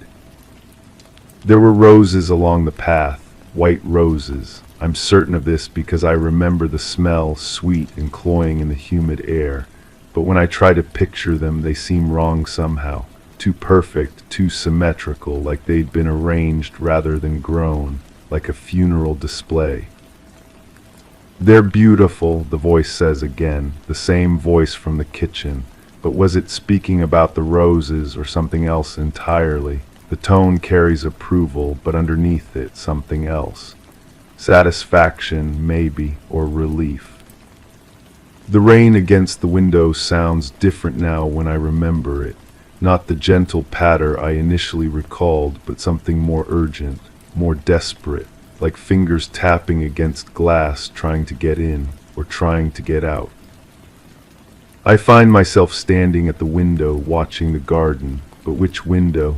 The kitchen window overlooks the back garden, but I have a sense of looking out from somewhere else, somewhere higher up. A bedroom window perhaps, or an office. The perspective is wrong for the kitchen. From this vantage point I can see the entire path, the roses, and something else. A shovel leaning against the garden shed, clean but recently used, the blade still damp with soil.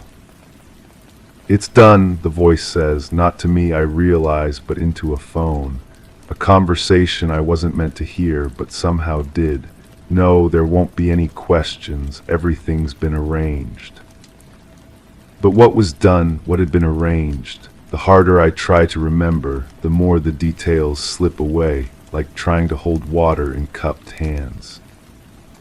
The curtains flutter again, and I realize I'm back in the present moment, or what I think is the present moment.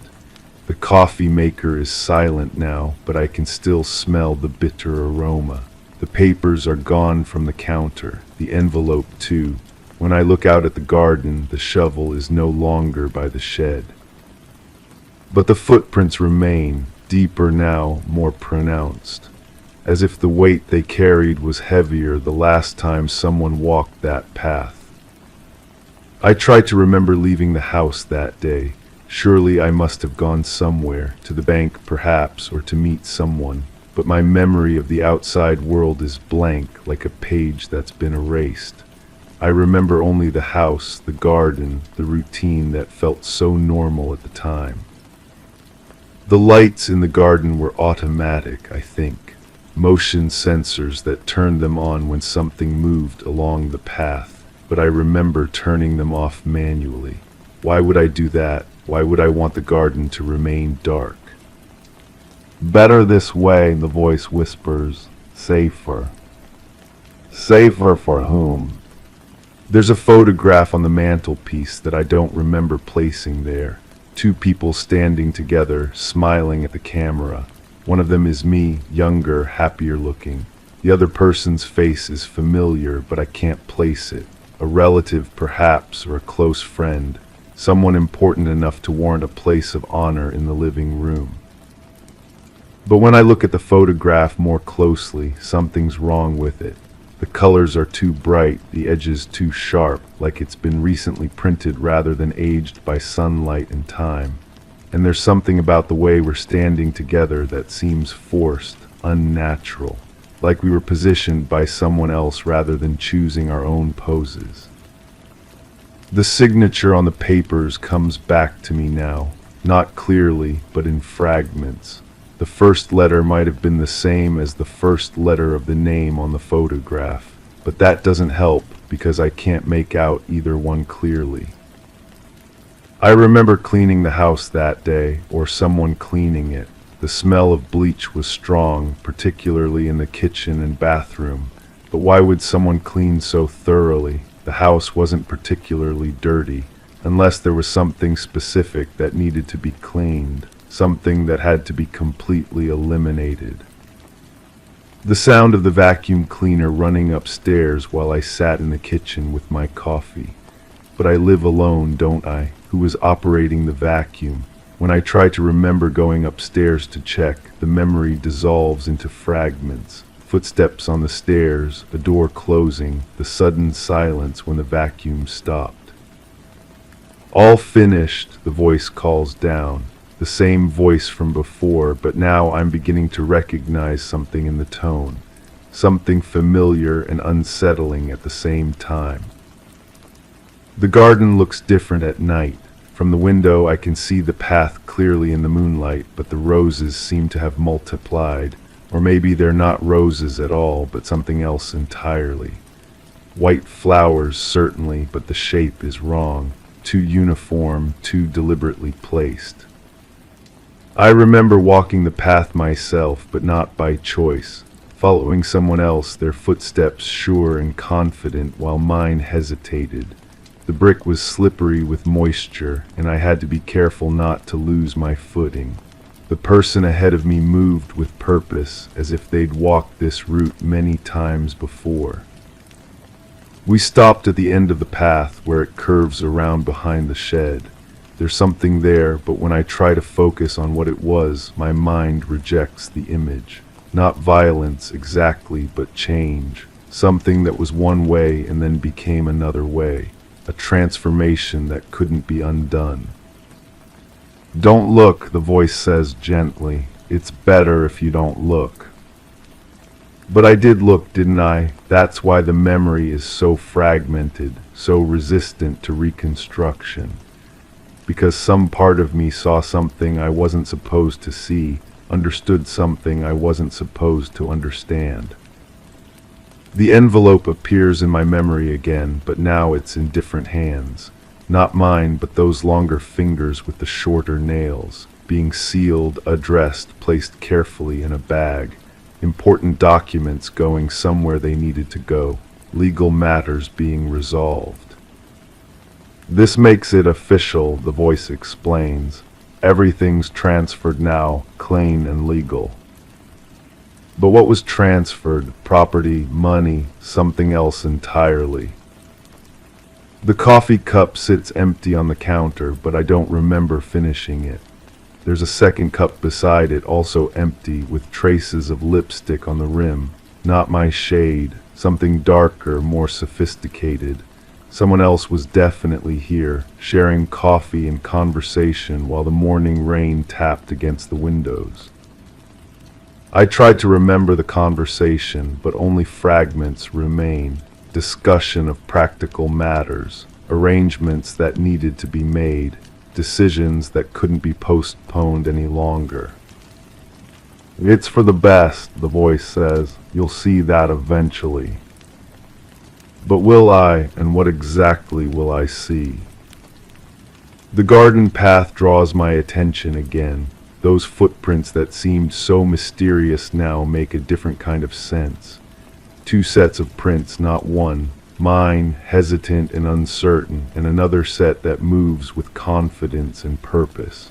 The prints lead from the house to the back of the garden, but only one set returns. The roses weren't roses at all. When I forced myself to remember clearly, they were lilies. White lilies, the kind used for funerals and memorials. Someone had planted them recently, the soil still dark and loose around their stems. A garden that had been hastily landscaped to cover something up. "Beautiful flowers," the voice says approvingly. "They'll grow well here. The soil is rich." Rich with what? The question forms in my mind, but I push it away. Some knowledge is too dangerous to pursue. The curtains flutter again, and I realize I'm still standing at the window.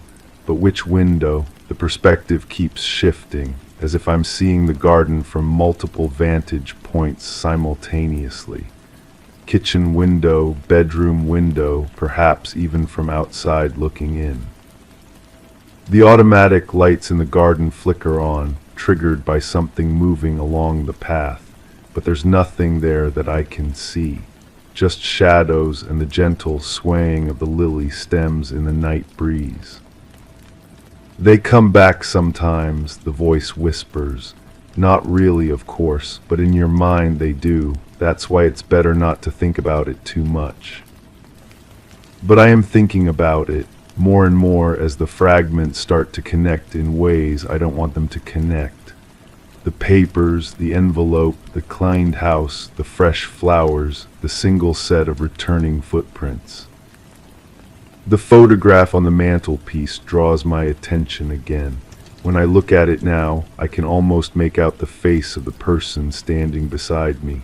Someone I trusted. Someone who knew about the automatic lights and how to turn them off. Someone who had access to legal documents and knew where to send them. Someone who didn't need an invitation to come back. The coffee maker starts its morning cycle, and I realize I'm back where I started. Or am I? The routine feels the same, but something fundamental has shifted. The curtains still flutter when the windows are closed, but now I understand why. There's still a smudge on the glass, but now I know what made it. The garden still looks as it always did, but the footprints tell a different story now.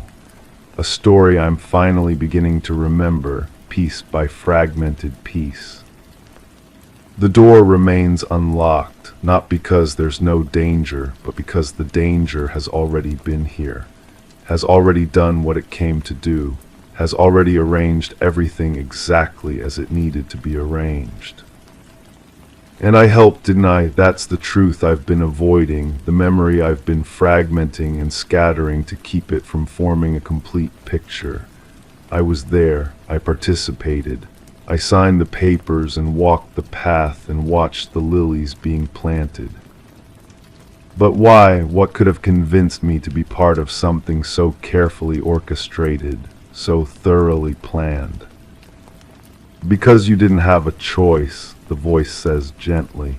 Because it was always going to happen this way.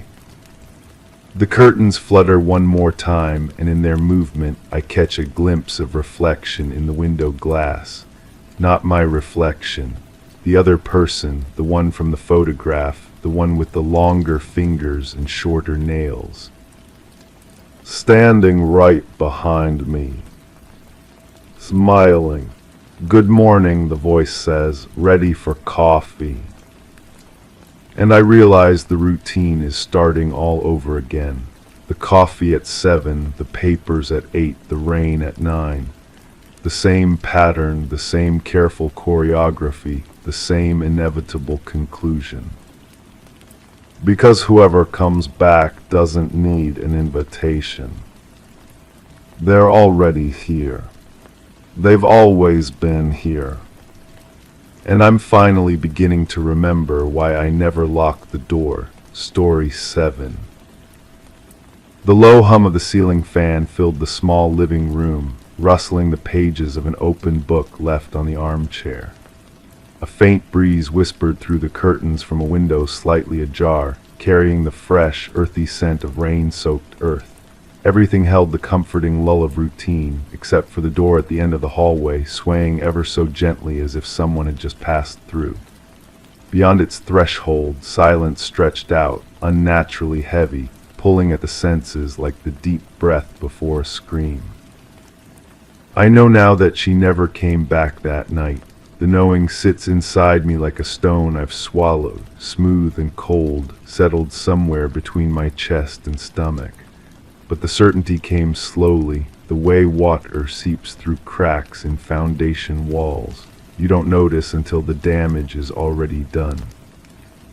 The door stopped swaying hours ago, maybe days. Time moves differently when you're waiting for someone who isn't coming home.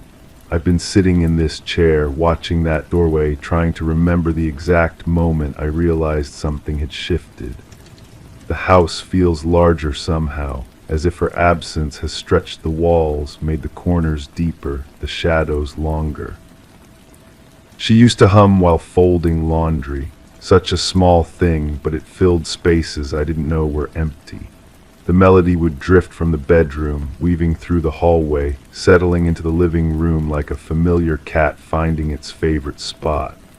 I can't recall the tune now, only the feeling it left behind, something warm and constant, like the ceiling fan's rotation overhead. The book on the armchair is hers. I haven't touched it since finding it there, opened to page 47, a story about a woman who disappears into the woods behind her childhood home. The coincidence unsettled me at first, but coincidences are just patterns we notice when we're looking too hard for meaning, aren't they? I think the suspicion began with the phone calls, or maybe it was the way she started checking the locks twice before bed. Small changes, the kind you dismiss until they accumulate into something heavier. She would stand at the kitchen window longer than necessary, coffee growing cold in her hands, staring at the tree line beyond the backyard. When I asked what she was looking at, she would blink, startled, as if waking from a dream she couldn't quite remember. The rain started 3 days ago and hasn't stopped. It drums against the windows with mechanical persistence, creating a rhythm that makes it hard to think clearly. Water pools in the low spots of the yard, reflecting the gray sky like scattered mirrors. I find myself checking those reflections, searching for shapes that shouldn't be there, movements that don't match the swaying branches overhead. She left her coffee cup on the kitchen counter, half empty, lipstick mark still visible on the rim. The coffee has long since gone cold, developed that oily film that forms when liquid sits too long exposed to air. I've walked past it dozens of times but can't bring myself to wash it. Washing it would mean accepting that she won't return to finish it, and I'm not ready for that kind of finality. The neighbors haven't asked about her yet. We keep to ourselves on this street, the kind of polite distance that passes for privacy in small communities. But eventually someone will notice her car hasn't moved, that the bedroom light hasn't come on at its usual time. They'll ask casual questions that feel like accusations, and I'll have to find words for something I don't understand myself.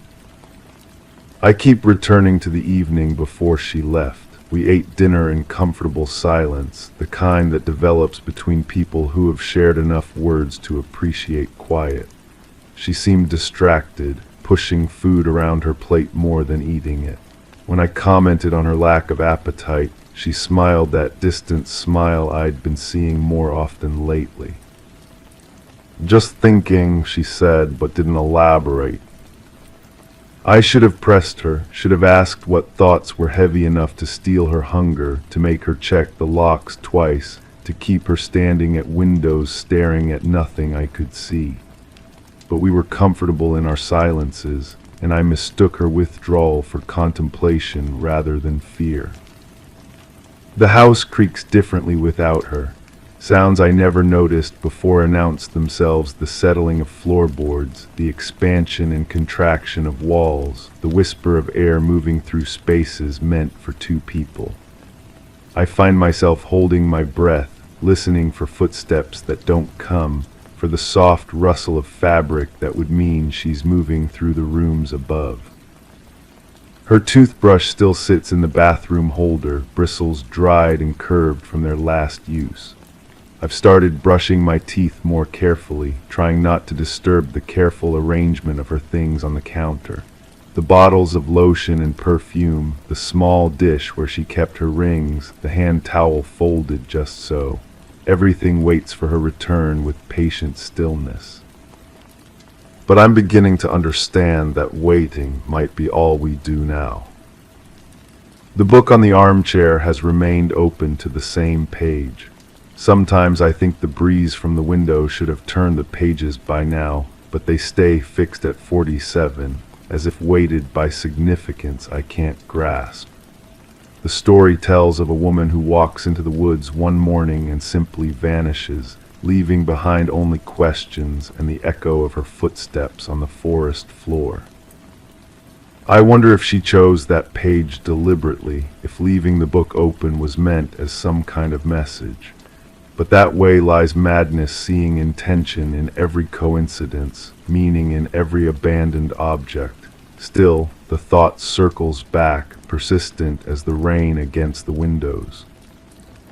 The police would want to know about the phone calls. They came at odd hours, always when she was alone. I would return from work to find her sitting by the phone, staring at it as if it might ring again. When I asked who had called, she would shake her head, say it was nothing, wrong numbers probably, but her voice carried an uncertainty that made the explanation feel rehearsed. "Maybe we should get the number changed," I suggested once. She considered this for a long moment, then shook her head. "That won't help," she said, and something in her tone made me not ask what she meant. The coffee cup on the counter has developed a ring of residue around the inside.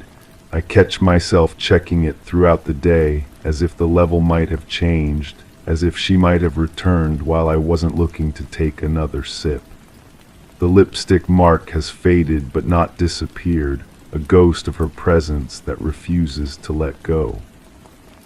I've started talking to the empty rooms, not conversations exactly, but small observations spoken aloud to fill the silence. Rain's getting heavier, I might say to the kitchen, or that book's still open to the living room. The words disappear into the air without echo, absorbed by furniture and walls that offer no response. The door at the end of the hallway hasn't moved since that first night. I've checked the hinges, tested the frame, but it hangs perfectly still now, as if it was never disturbed at all. Sometimes I wonder if I imagined the swaying, if my mind created movement where none existed, a visual manifestation of the unease that was already growing inside me. She used to garden in the backyard, tending to a small plot of vegetables near the fence. The plants have grown wild in her absence, tomatoes heavy on unpicked vines, lettuce bolted and bitter. I should tend to them, but touching her garden feels like trespassing, like disturbing evidence of a life interrupted mid-sentence. The rain has turned the soil dark and rich, perfect for growing. She would have been pleased with this weather, would have spent hours outside despite the dampness, coaxing life from the earth with patient hands. Instead, the garden grows untended, abundant and neglected, a metaphor too obvious to ignore yet too painful to acknowledge fully. I find myself checking her side of the bed each morning, though I know it will be empty. The pillow still holds the faint depression of her head, the sheets still carry traces of her scent. I've stopped making the bed, afraid that smoothing away these small evidences of her presence would be another step toward accepting the unacceptable. The ceiling fan continues its endless rotation, stirring air that feels heavier without her breathing to share it. The rhythm has become hypnotic, a meditation on continuity in the face of disruption. It was running the night she left and will keep running long after I stop listening for her key in the door. Time moves in circles now rather than lines. I return to the same thoughts, the same memories, the same unanswered questions, each circuit revealing new details or casting familiar ones in different light. The phone calls that might have been threats or might have been nothing. The way she checked the locks that might have been caution or might have been fear. The book left open that might have been accident or might have been message.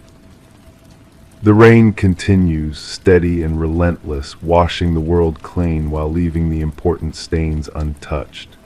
I sit in the armchair next to hers, careful not to disturb the open book, and listen to the water against the windows. Somewhere in the sound, I imagine I can hear her humming, that wordless melody that used to fill the spaces between us. But imagination is a dangerous companion when you're alone with questions that have no answers. It offers solutions that feel true until examined closely, explanations that dissolve under scrutiny like sugar in rain. I have to be careful not to let it convince me of things that aren't there, patterns that exist only in the desperate mathematics of loss. The house settles around me, adjusting to its new reality with creaks and sighs that sound almost human. Night comes earlier now, or perhaps I'm simply more aware of darkness, more sensitive to the way shadows gather in corners where her presence used to keep them at bay. The bedroom light stays off, the kitchen window reflects only my own face staring back, and the garden grows wild in the rain.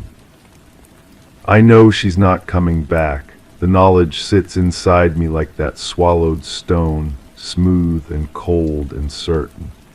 But knowing and accepting are different countries, separated by an ocean of hope that refuses to recognize the futility of its own tides.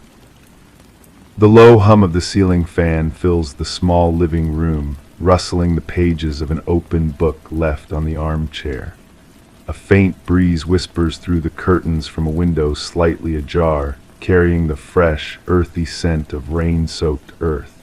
Everything holds the weight of absence now, especially the door at the end of the hallway, perfectly still in its frame. Beyond its threshold, silence stretches out, no longer heavy with possibility but light with the terrible certainty of emptiness, pulling at the senses like the long exhale after a scream has ended. Story 8. The floor sighed beneath my steps, pausing just a moment too late, as if hesitating to remember its creak. Each drawer in the kitchen was closed tight, yet their handles trembled with the memory of use. Again the coffee dripped, but the aroma had vanished, replaced by a scentless air that clung too close. My reflection in the window seemed caught in a déjà vu, a gesture half forgotten, half intended. I reached for my mug, but the handle gave way, an unexpected echo that slipped through my fingers. The sound stays with me, that particular crack when ceramic meets tile. Not sharp, not violent, just final, like a period at the end of a sentence I never meant to write. I keep trying to remember what came before.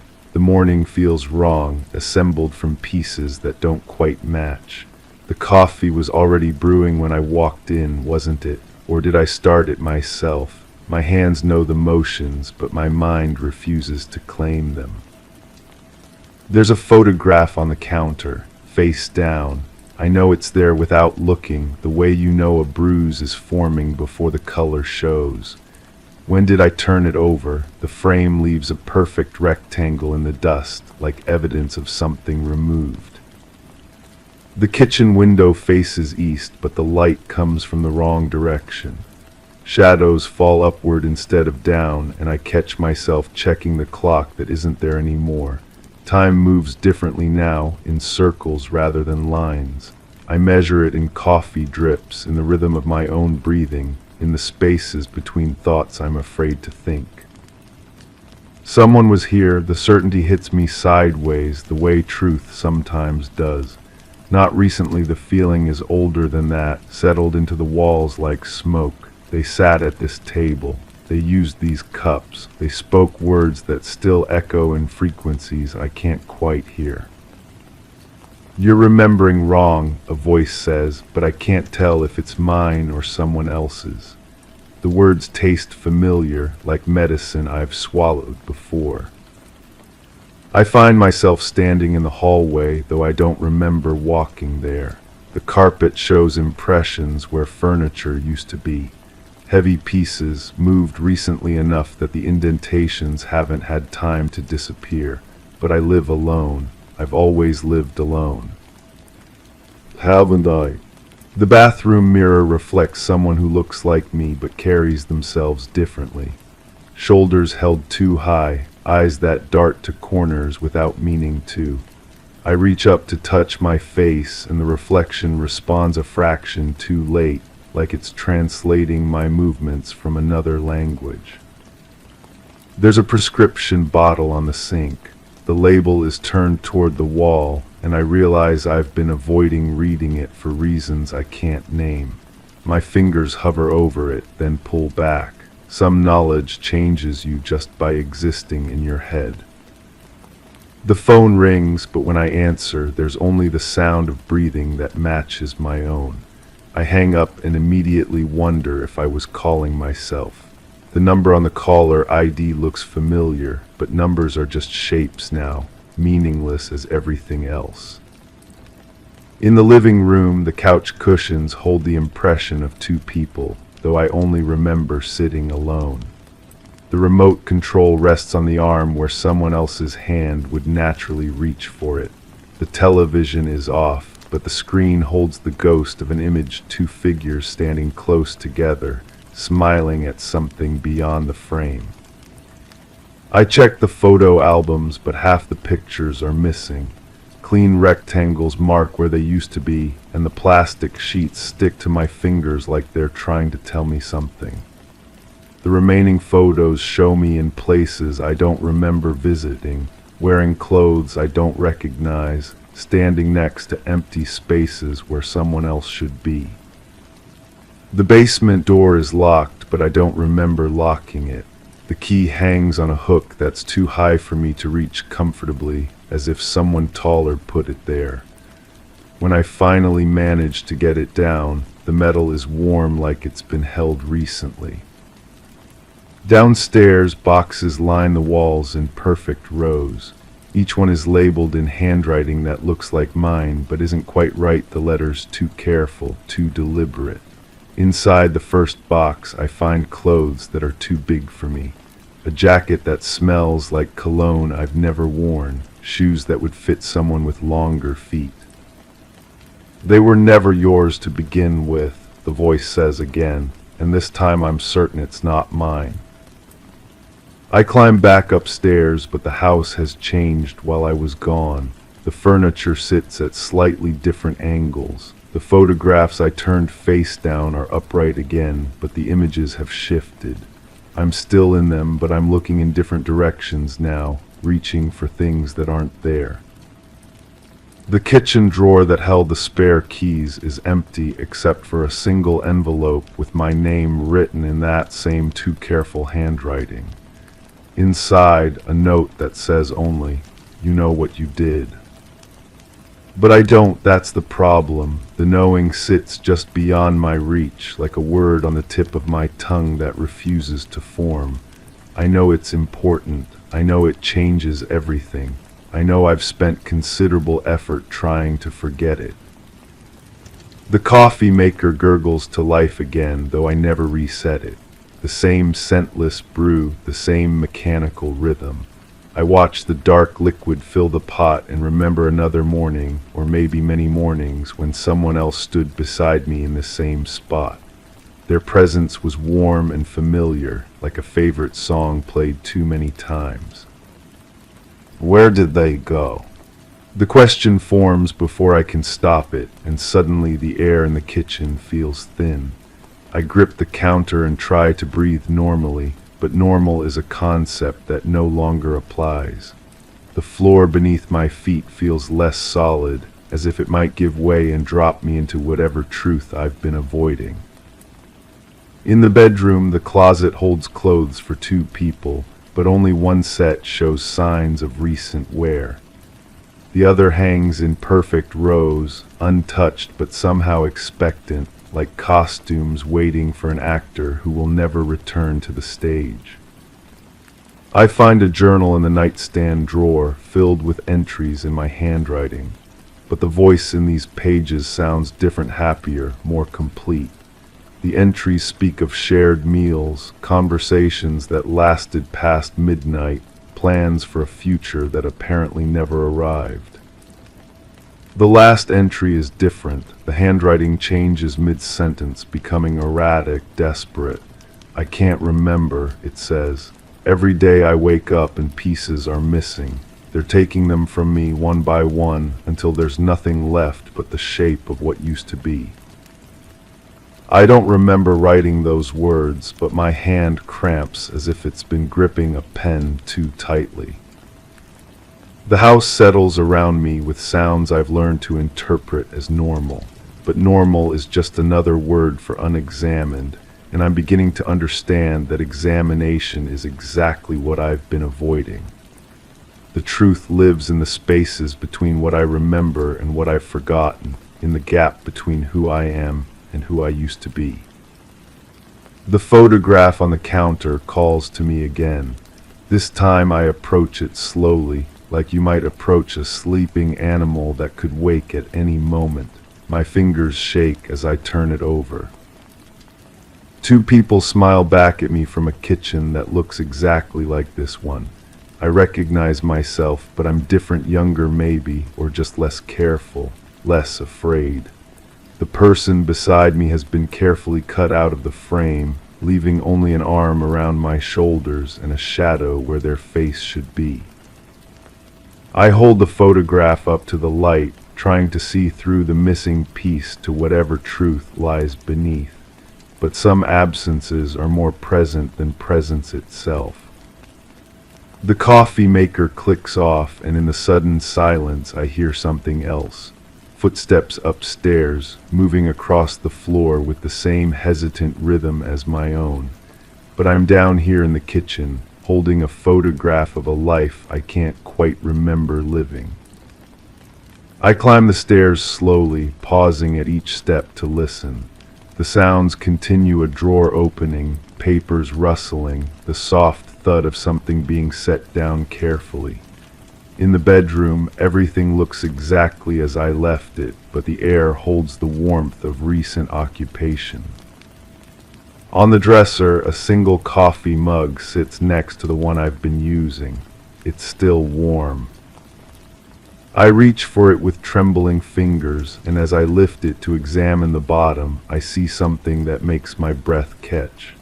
A small chip in the ceramic, shaped like a crescent moon. The same chip that was in the mug I dropped this morning, the one that shattered on the kitchen floor. But that mug is still in pieces downstairs.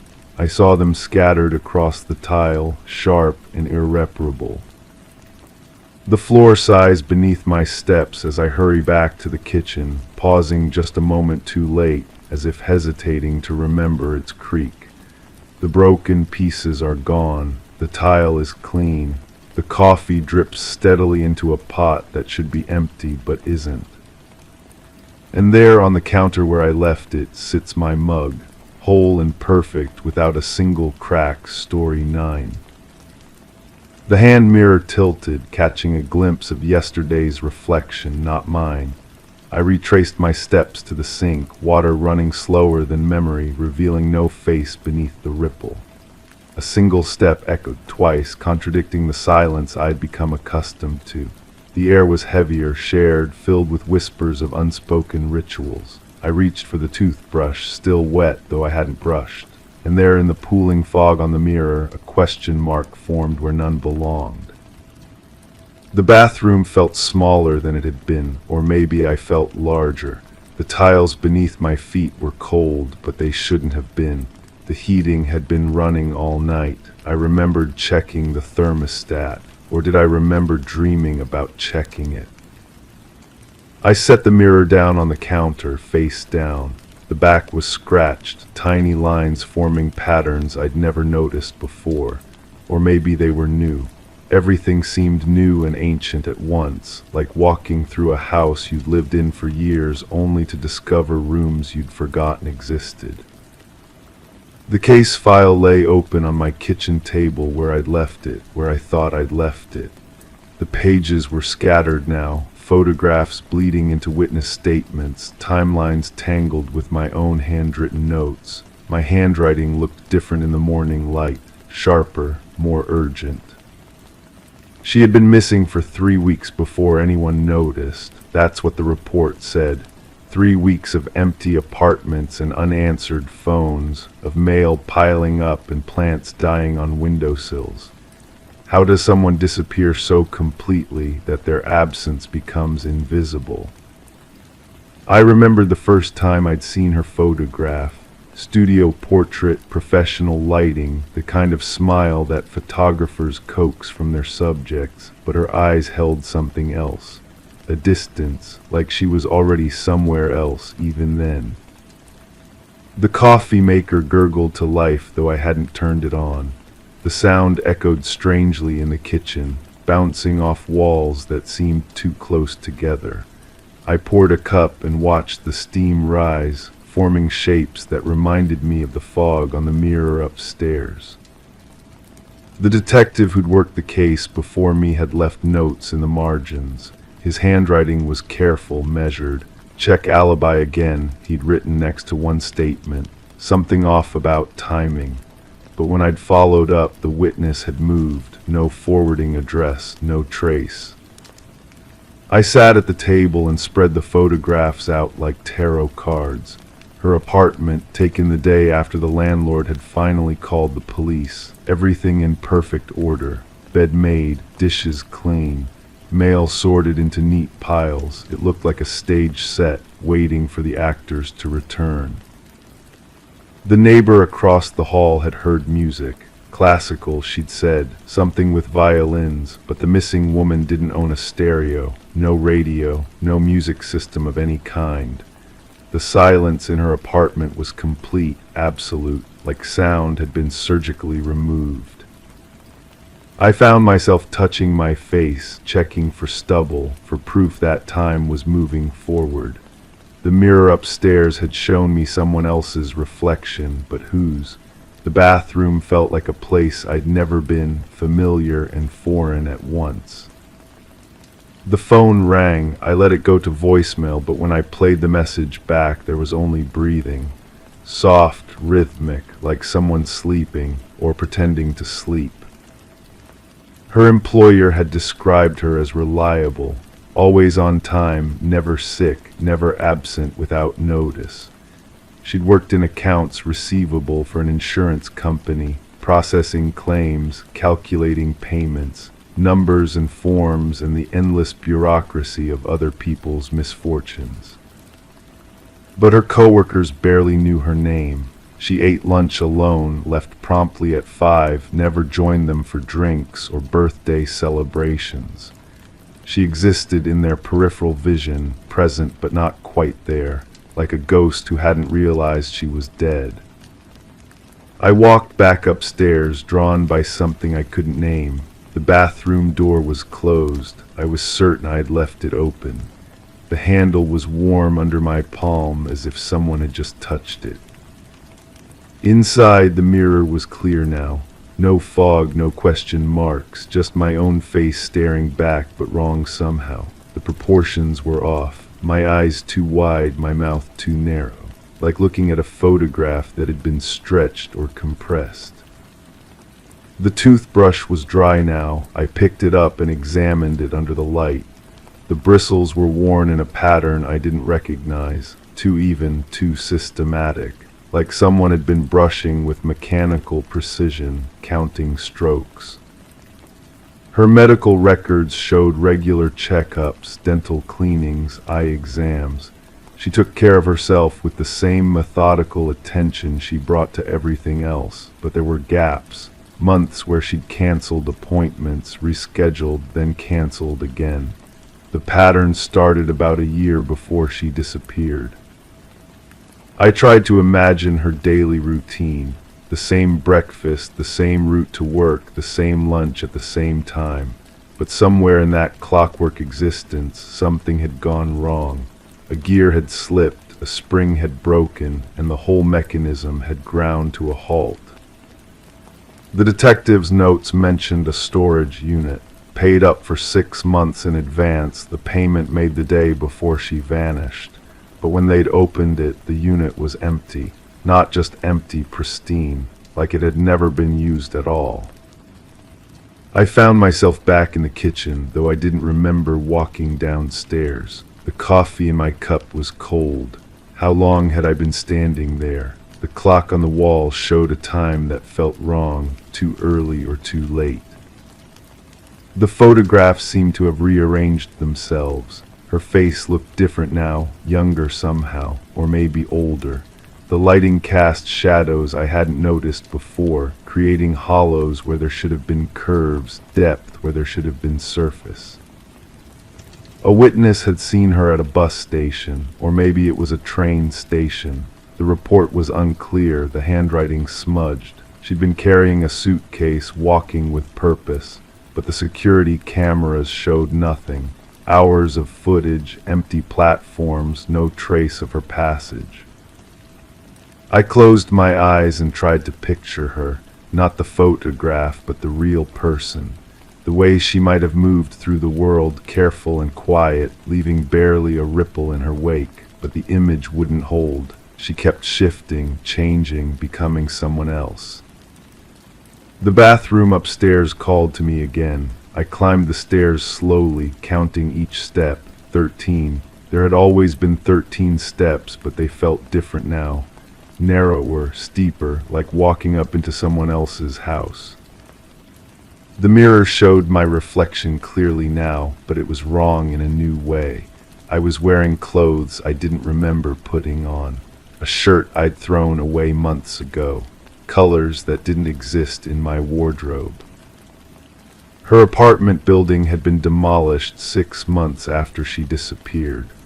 The lot sat empty now, weeds growing through cracks in the foundation.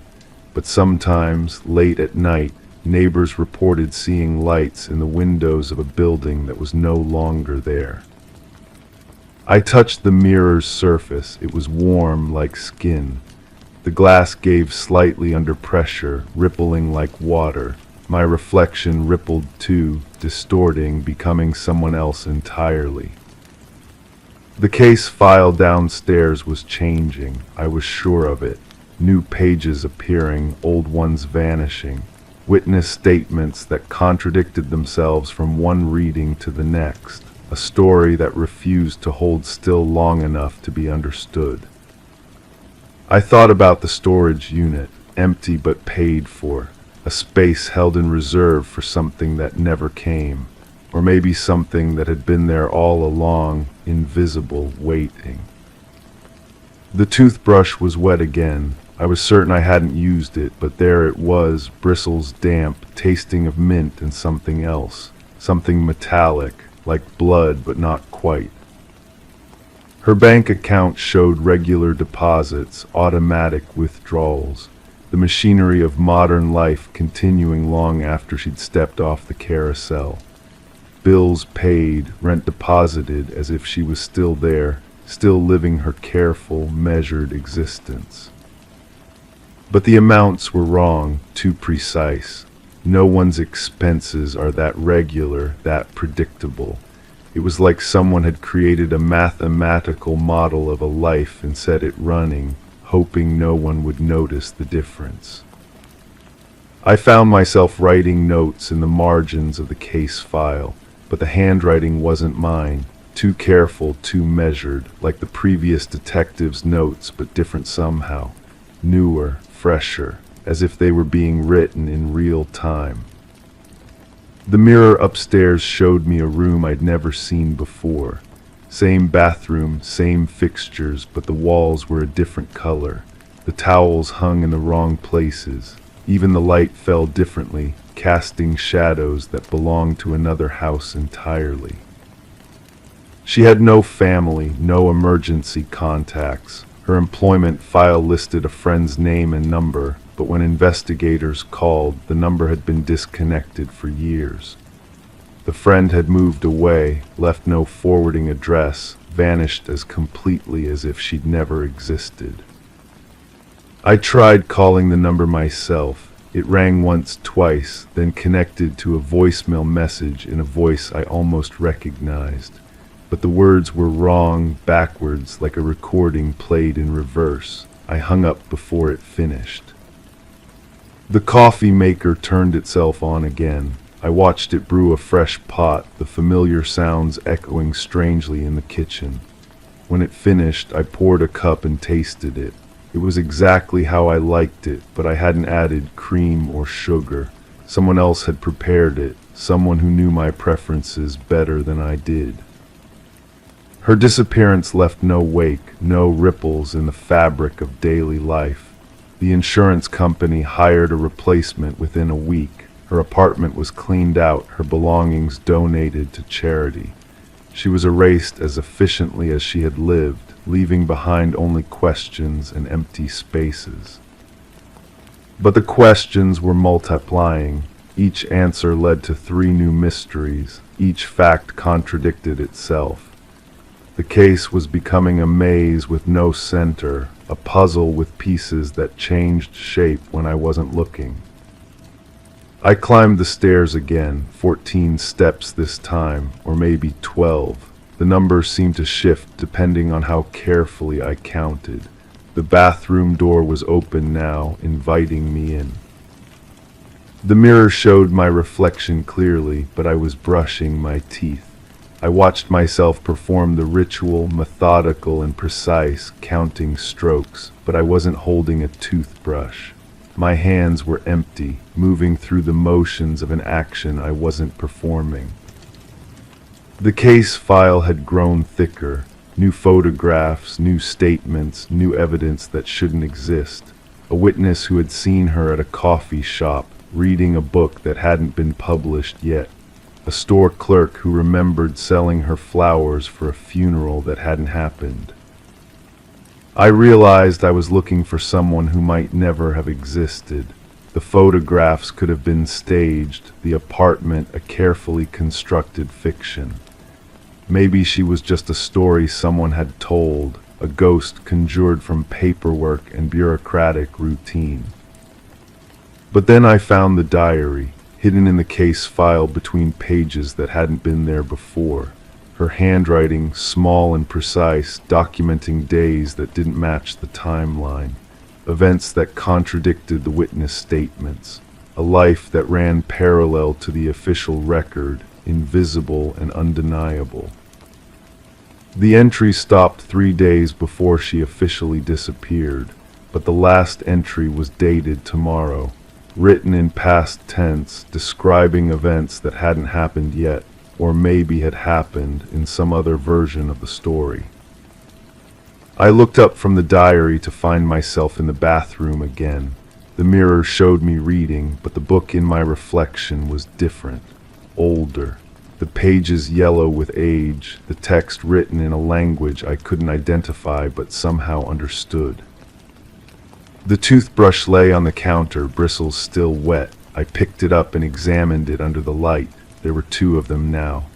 Identical, but one was newer than the other, or maybe older. Time seemed to move differently here, flowing backward and forward at once. Her neighbor had heard classical music, violins, she'd said, but when I listened to the recorded interview again, she mentioned piano, then flute. The instrument changed with each playback, but her certainty never wavered. She had heard what she had heard, even when it contradicted itself. I found myself humming a melody I didn't recognize. Classical, something with strings. The notes echoed in the bathroom, harmonizing with themselves, creating chords that shouldn't have been possible from a single voice. The storage unit receipt was in my pocket, though I didn't remember putting it there. The address was familiar, but wrong. A street that ran parallel to one I knew, in a part of town that existed only in the spaces between other places. I drove there without deciding to go. The car moved through traffic that flowed around me like water, other drivers avoiding my presence without seeming to notice I was there. The radio played static that sounded almost like music, almost like voices. The storage facility was exactly where it should have been, and nothing like I'd expected. The units were arranged in a pattern that hurt to look at directly, rows that curved back on themselves, numbers that followed no logical sequence. Unit 47 was between 32 and 91. The lock was already open, hanging loose on the hasp. Inside, the space was larger than it should have been, stretching back into darkness that seemed to absorb light. But it wasn't empty. A single object sat in the center of the concrete floor, a hand mirror identical to the one on my bathroom counter. When I picked it up, it showed not my reflection but hers. The missing woman, smiling that photographer's smile, her eyes focused on something just behind my shoulder. I turned around, but there was nothing there. Just the empty storage unit, the open door, the afternoon sunlight streaming in from a sky that had been overcast when I'd arrived. When I looked back at the mirror, my own reflection stared back, but I was brushing my teeth, methodical and precise, counting strokes with mechanical precision. My mouth moved, forming words I couldn't hear, explaining something important to someone who wasn't there. I drove home through streets that rearranged themselves when I wasn't paying attention. The same route, but different somehow. Houses in the wrong places, stop signs where there should have been traffic lights, familiar landmarks that had shifted slightly to the left or right. The case file was waiting for me on the kitchen table, thicker now, filled with pages I'd never seen before. Photographs of empty rooms, statements from witnesses who didn't exist, evidence of a crime that might never have been committed. But there at the bottom of the stack was a new photograph. The missing woman, but not the studio portrait. This one was candid, unposed. She was standing in a bathroom, brushing her teeth, looking directly into the camera with an expression of mild surprise. The bathroom in the photograph was mine. I climbed the stairs, counting each step. The number changed every time, but the rhythm remained constant. 13, 14, 12, 15. The bathroom door was closed, a line of light visible beneath it. Inside, the mirror showed my reflection clearly. I was holding a toothbrush, bristles wet with foam, but I wasn't brushing my teeth. I was writing on the mirror's surface, using the foam to form letters, words, a message I couldn't quite read. The text faded as I watched, dissolving back into meaningless foam. But for a moment, just a moment, I thought I understood. She hadn't disappeared. She had been erased, edited out of the story like a scene cut from a film. But the cutting had been imperfect. Traces remained, echoes and shadows, reflections of a reflection. She existed in the spaces between certainty, in the gaps where memory faltered and logic failed. I set the toothbrush down and looked at my reflection. It looked back with eyes that weren't quite mine, wearing an expression I didn't recognize. Behind me in the mirror, the bathroom was different, smaller, older, like looking back through time to see how things used to be. Or forward to see how they would become. The case would never be solved because there was nothing to solve. She had stepped sideways out of reality, finding a door that led to the spaces between spaces. And now, standing in my bathroom, looking at my reflection in a mirror that showed me someone else's truth, I wondered if I was following the same path. The toothbrush was wet. It was always wet. Someone was always brushing their teeth in this bathroom, maintaining the ritual, keeping the routine alive even when no one was there to perform it. I picked it up and began to brush, methodical and precise, counting strokes like a meditation. In the mirror, my reflection smiled with teeth that were too white, too perfect, too much like a photographer's careful composition. Behind me, just at the edge of vision, someone else was brushing too. Keeping time, maintaining the rhythm, ensuring that the story continued even when there was no one left to tell it. The foam on my lips tasted of mint and something else. Something that reminded me of empty storage units and disconnected phone numbers, of classical music playing in apartments with no stereo, of missing persons who had never quite been present to begin with. I spit into the sink and watched the foam spiral down the drain. In its swirling patterns, I saw faces, places, fragments of a story that refused to hold still long enough to be understood. The water ran clear, but the taste remained. Metallic like blood, but not quite. Like memory, but not quite. Like truth, but not quite. The mirror showed my reflection, clear and undistorted, but I knew that if I looked away and looked back, it would show me someone else. The missing woman, perhaps, or the detective who had worked the case before me, or someone I hadn't met yet, someone who was still becoming real. I turned off the light and left the bathroom, closing the door behind me. But I could hear the water running, the soft sound of brushing, the quiet ritual continuing in the darkness. Some stories never end. They just find new ways to tell themselves. Story 10. It felt like silk brushing my skin, soft and unsettling. The room was still, the air unmoved, yet the sensation persisted. My hand hovered over a heap of old linens, each untouched since last unpacked. I pulled away, but the feeling lingered, whispering of draped curtains from a home no longer mine. The closet stood ajar, empty by all that could be seen. But the feeling of silk remained, tethered to an image of a window once covered, a scene once witnessed.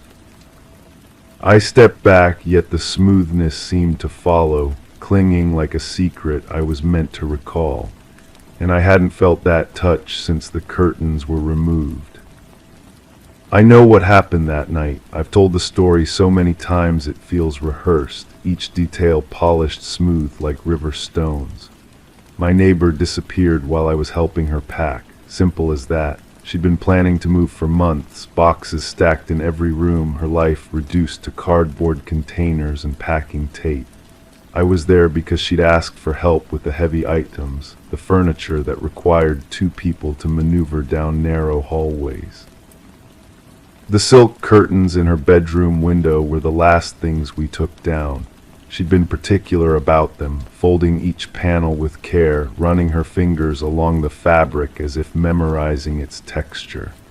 They were expensive, she'd mentioned, a gift from someone important, though she never said who. The way she handled them suggested they held more than monetary value. We worked methodically that evening, room by room, dismantling the life she'd built in that small apartment. The moving truck was scheduled for the following morning, and she wanted everything ready.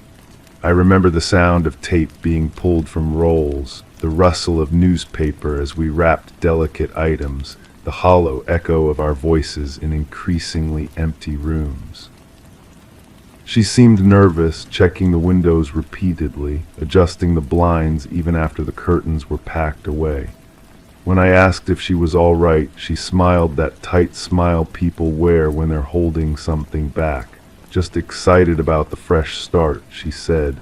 New city, new opportunities. But her hands shook slightly when she said it.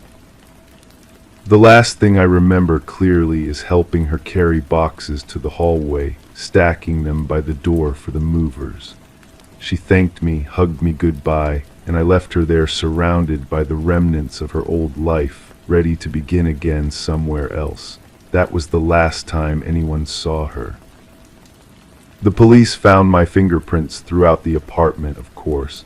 I'd been there helping, touching surfaces, moving furniture, handling her belongings. It made perfect sense.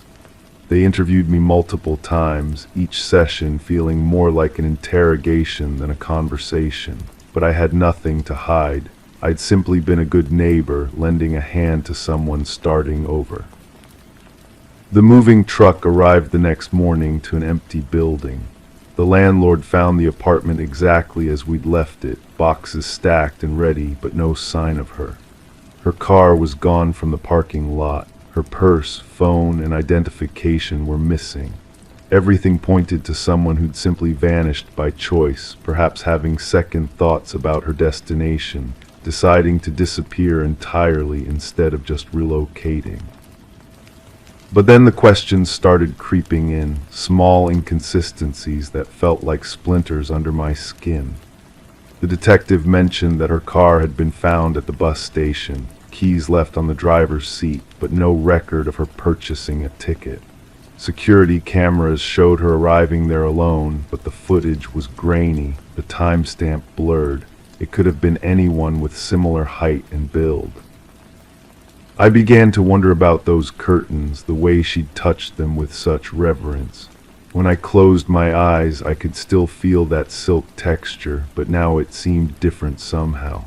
Not the smooth caress of expensive fabric, but something more unsettling. Had I actually touched them that night, or was my memory filling in details that weren't there? The more I thought about it, the more uncertain I became about the sequence of events. Had we really packed everything systematically, or had there been gaps in the evening I couldn't account for?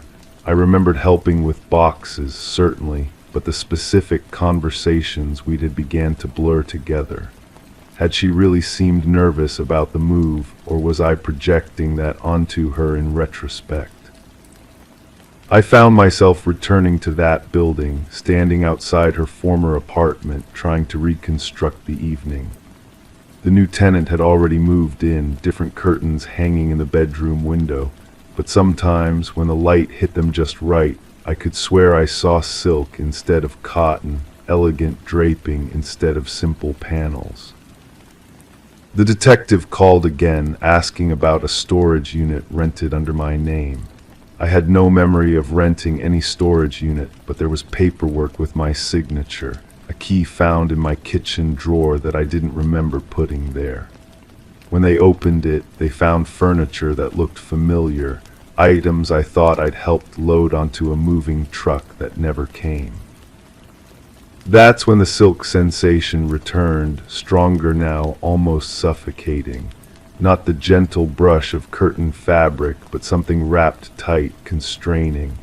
I could feel it even when nothing was touching me, a phantom embrace that followed me from room to room in my own home.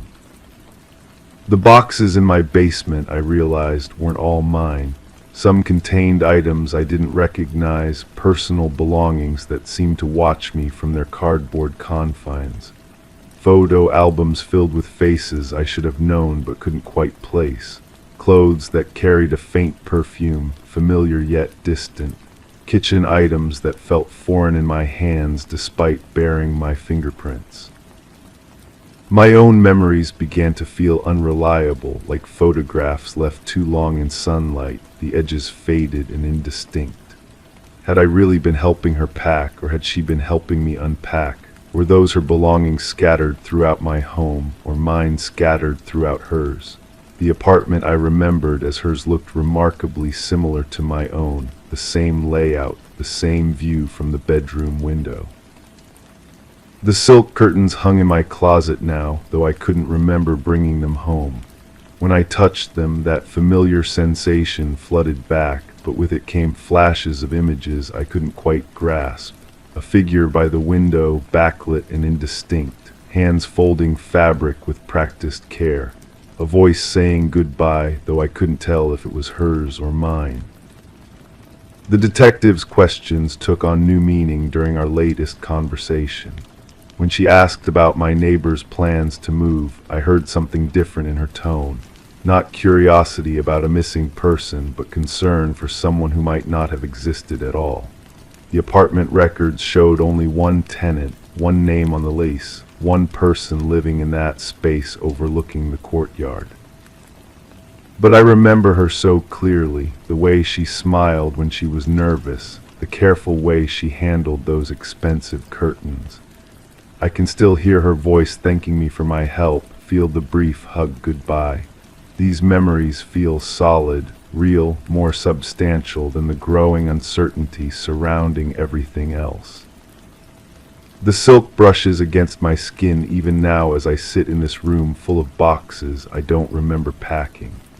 The sensation follows me everywhere, a constant reminder of something I'm supposed to remember but can't quite grasp. Sometimes I catch myself in mirrors and see someone familiar yet strange, someone who might have been my neighbor, might have been myself, might have been no one at all. The curtains whisper secrets in fabric folds, and I find myself listening, hoping they'll reveal whether I was the one who disappeared that night, or the one who made someone else disappear, or if anyone disappeared at all. The silk knows the truth, but it speaks in sensations rather than words, in touches that feel like memories of something that might never have happened. And in the growing darkness of this room that might be mine or might belong to someone else entirely, I wait for the silk to tell me who I really am.